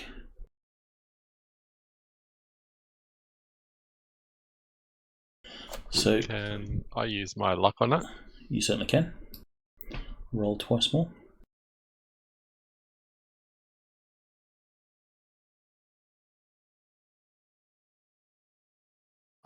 Well, there you go. As fortune has it, you are able to fight off the effect of what is an unnatural terror. It's not like you're just seeing something scary, it just chills you. The presence of this thing chills you. And I guess you're new to the situation, so you wouldn't know, but in this particular case, within the vicinity of these guys, meta information, if you're, for this one here, if you're within 4 yards, every turn you have to make a fright check. And a failure will result in you being scared and running away or doing whatever. So in this case, you can act as per normal. You've seen this guy who was first gunned down. He gets up, charges at you, then lightning fast, Frey has drawn a heavy pistol and taken the top of this thing's head off. Is it still moving? It is still very much moving. Alright, well then I might put it on the ground. Okay, so you're going to move and jiu-jitsu it? I reckon. Okay. Make a roll on your wrestling, and I think to tackle something you don't need to make a move and attack. Or you don't need to spend a fatigue for the heroic charge. This has all changed.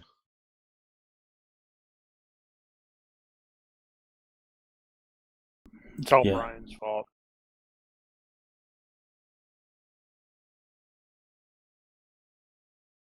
Hey.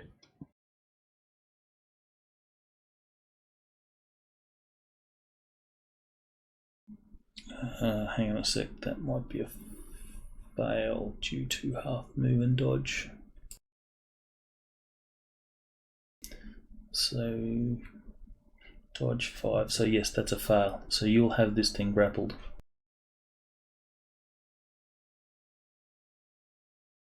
Next turn, you'll be able to pull it down to the ground. Was that actually a tackle?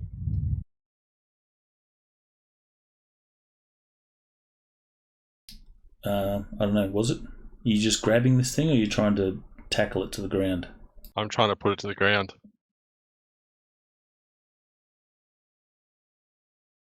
So that was well, I guess you can still use wrestling for that. It doesn't necessarily mean it's a flying tackle, but I guess it could be.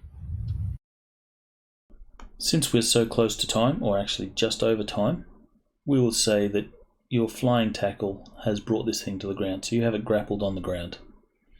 Both you and it are prone. Seems reasonable.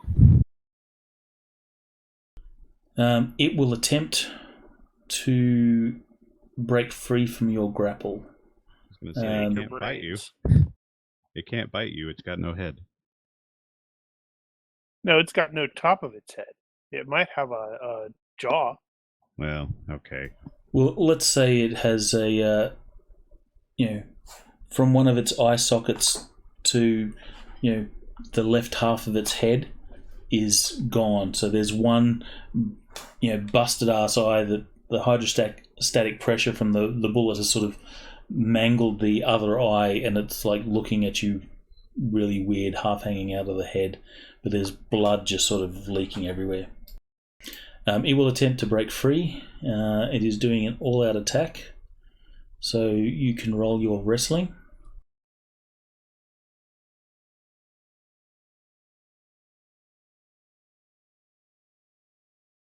That was a crappy roll. It That will was break. a pretty crappy roll. It will break free, and it is also going to attempt to grab hold of you or touch you. Can't do It's both. minus in an all-out attack again. All out double? Yeah. Oh, okay. Never mind. So minus 3 for prone, I believe. Yeah, 4? We'll see if it matters. It's not going to matter. So it reaches out to sort of deliberately touch you. I guess the others in the group can yell out, "Look out! Don't let it touch you!" Actually, do we actually know about the paralyzing thing? You do. I think someone got touched but succeeded there. I have to remember somebody tried to get touched. I don't remember if anybody actually did. Shard has been researching this crap. Yeah, that's true. So Shard could yell out, "Don't let it touch you." It has a paralyzing touch. Pure concentrated evil. So Cool, so it will like- succeed. So you have to make a dodge. You can retreat since it's a melee attack, so that'll be +3. You can also spend a fatigue for extra effort. He's prone, so that's -3. It would be -3, yes. Extra effort gives you a +2. And if you have acrobatics, I guess you could do an acrobatic dodge. All right, what do I need to do? Because we threw a bunch of numbers at you. Roll the dodge. See what happens. Well, he determined Alright. what he's seeing. Yeah. Do you wish to use acrobatics to get a bonus on your dodge? I do. Alright, so roll acrobatics.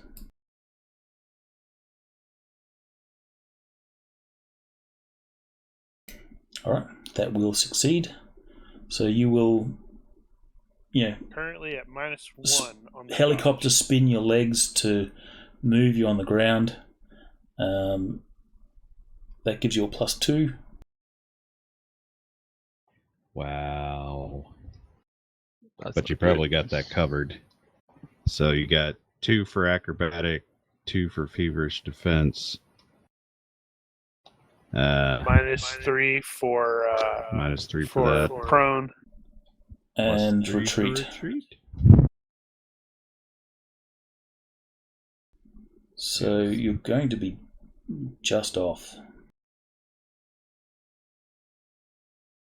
Alas. Alright, Kato. You try and evade this thing, but its grip just sort of runs across your chest. You feel its hand, and a surge of energy just sort of hits you like a electric shock. Give me a health roll, please.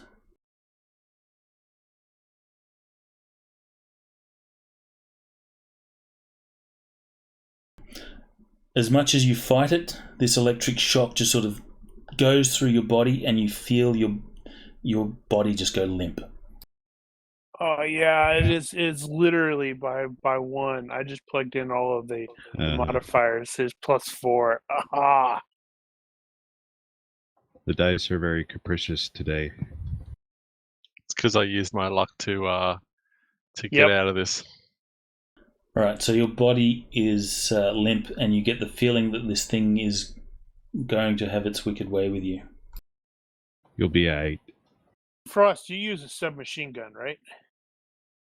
I do from time to time. Yeah, you need to totally run over there and be like that second Space Marine, with the bolter in that the Astartes after the Inquisitor had been, punched. Shard, you will just notice in astral space, not that you're viewing at this particular point, you see those few Shadim spirits that were hovering around before are kind of like circling like, crows or vultures, waiting for, this thing to do whatever it has to Kato to occupy her body. Let's see whether I get to act at all. Just barely. Yep, capped at 14. So, All right. You're good. You can do stuff. I'm going to do stuff. First stuff I'm going to do is fast draw.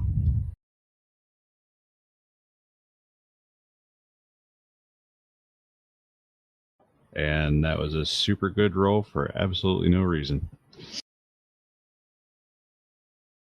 You will have... Sword? Okay, sword. So Not technically.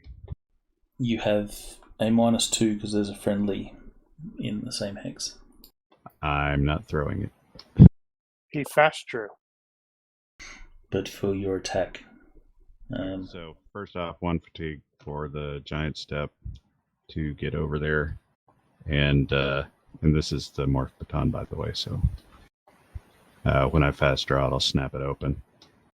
And I'm just going to swing it. So it's not actually grappled with her at the moment. no. And she did a retreat, so they shouldn't be true, sharing their true. hex at this point. This is true. So I'm just going to swing randomly at this point. I don't care if I break limbs, because actually breaking limbs is slightly more helpful. As observed the last time.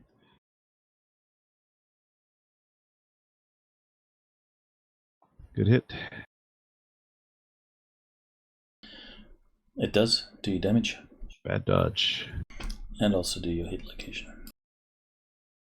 Okay, torso it is. Ow. That was my glancing blow anyway. They're rolling around and stuff. Alright, so thud. You hit it. But I finally got to use the damn thing. Alright, Shard.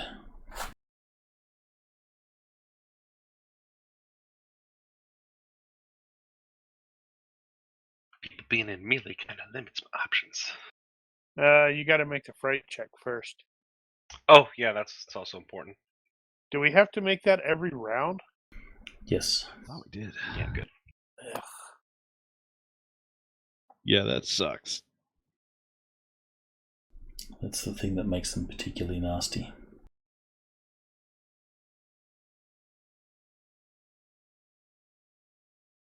Alright, so you can act. Should Kato be repositioned there? She might not actually be interposing.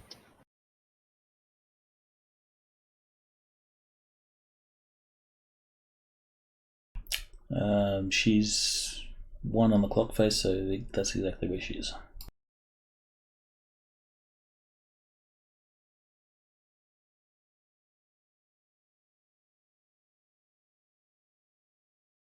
Alright, so what's Shard doing? Sorry, there's a few spells I'm kind of flipping between. Oh, time to cast 10 seconds. That's useless.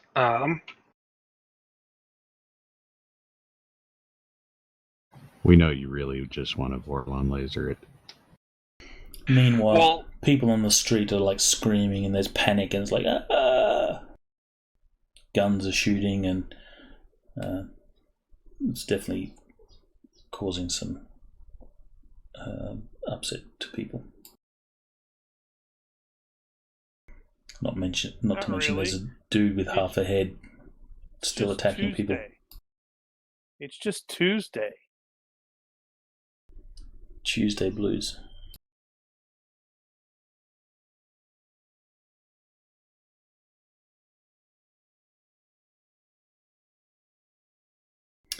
So, Shard.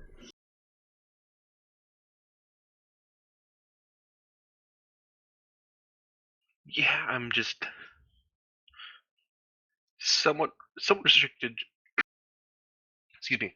Not really wanting to do my laser beam just because people are in melee and person's about.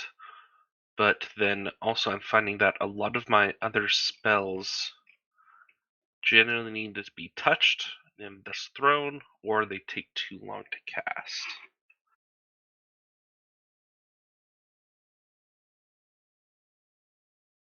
Well, if you were to step up on those stairs, you would have some elevation.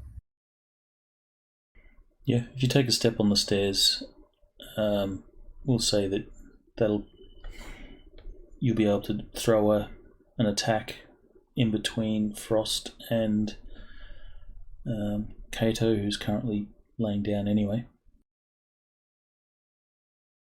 Okay. Okay, then I'll do this. So yes, I'll move up. And the quote unquote zombie is still prone, yes? Yes. Okay, I will begin to I'll begin to cast Dehydrate, and it looks like it has a range component built into it. And so I don't know if I'm the only one that sees this, but it looks like you're I spinning was circles. seeing Yeah, I saw that. yeah, it's apparently the change facing key is now set to the key I used for push to talk. So I'm spinning around in circles as I debate my options. But That's funny. Well, yeah, at least there's a logical explanation. Every Yeah, time this is Shard like- talks, you will see him just pirouetting. He wants to Yeah. sing. just to sing and dance and cast spells in the meantime. But yes, revving up Dehydrate. That'll take 2 seconds. So will this count as second one or? Yes. Yes, cool. All right, free. All right. Well, I'm doing my move and attack. I'm moving up here. God, I hate this stupid thing. It's backwards. Let's see. So apparently I get a -2 on range, even though I'm like right there. And seeing as how his skull is already gone, I'm just going to shoot it in the chest. Just once. Ah! That should have been 1. Oh well, apparently I shot it 3 times. All right. All 3 will hit. Unless, of course, you want it just to be 1. Nope, rolling 3 times. So that is going to be sufficient damage. And in a similar fashion as before, this manifest spirit, like dark cloud of wispy stuff, just seems to leave the body after you put your rounds through it. But this body is like toast. Massive holes in it from your heavy pistol, not to mention the half a head. People are screaming right now as they've just like witnessed this potential. They're not all clapping? Freaking zombies, man. Figured it's Halloween. They all think it's a show. If we were playing Shaun of Dead version, yes. That would have been pretty fun. They'd be clapping. They're like, that's pretty good. Yes, this is all a fake. Go back, carry on. Yes, these are squibs. He's animatronic. Yeah, person from the crowd. Doesn't look animatronic. Certainly doesn't look like VFX. It's not animatronic. I knew her. Well, all right, so the corpse is dead. That's good. What happens to The me? corpse is more dead. You will eventually feel the sort of numbness in your body go, and eventually you'll come out of the paralysis. Well, now we got to deal with freaking zombies. Point of order. I don't think that was a hit on this person. That was a hit on us. Maybe. As in the drive-by? Yeah. No, it was obviously a hit on this person because they drove up, stopped in front of this dude. Shouted his name, maybe. Hey, Jack! F you! And I don't know. deliberately gunned him down. It definitely seemed like a hit. You guys were in the area, but not the target. Maybe I'm just being paranoid, but we did just disturb that whole thing, a month ago.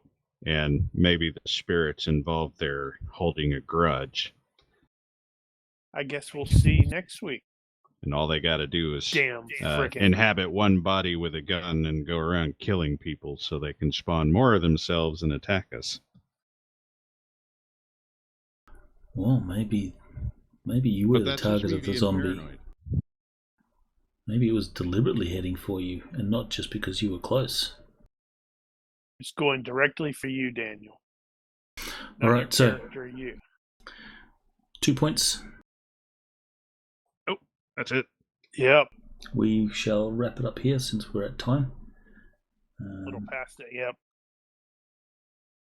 It sounds like TiMOid is on a plane. Oh, right. On a plane. Question mark.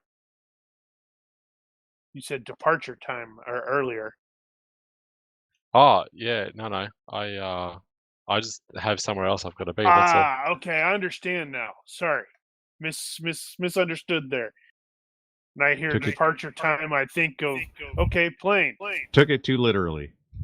Yeah. Yeah, no, I flew in Friday night, but yeah. No, I was supposed to have lunch with somebody, that's all.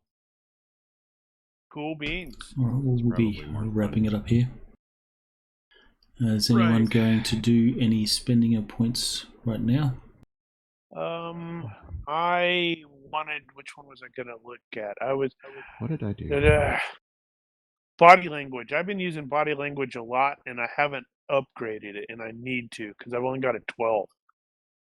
Now I have a 13. I presume That sounds you don't fair. presume you don't have a problem if I add intelligence analysis. I mean, I've only used body language 23 times. Well, we do a lot of gathering of intelligence, so we're using intelligence analysis whether we literally do that or not. All right, well, that would be a case for on-the-job training, but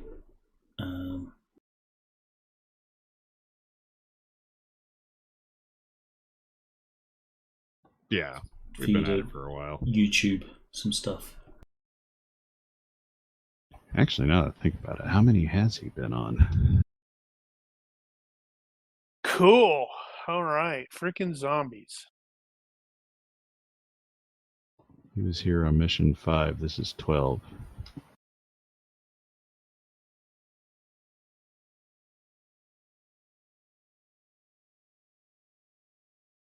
Oh, and yeah, I was...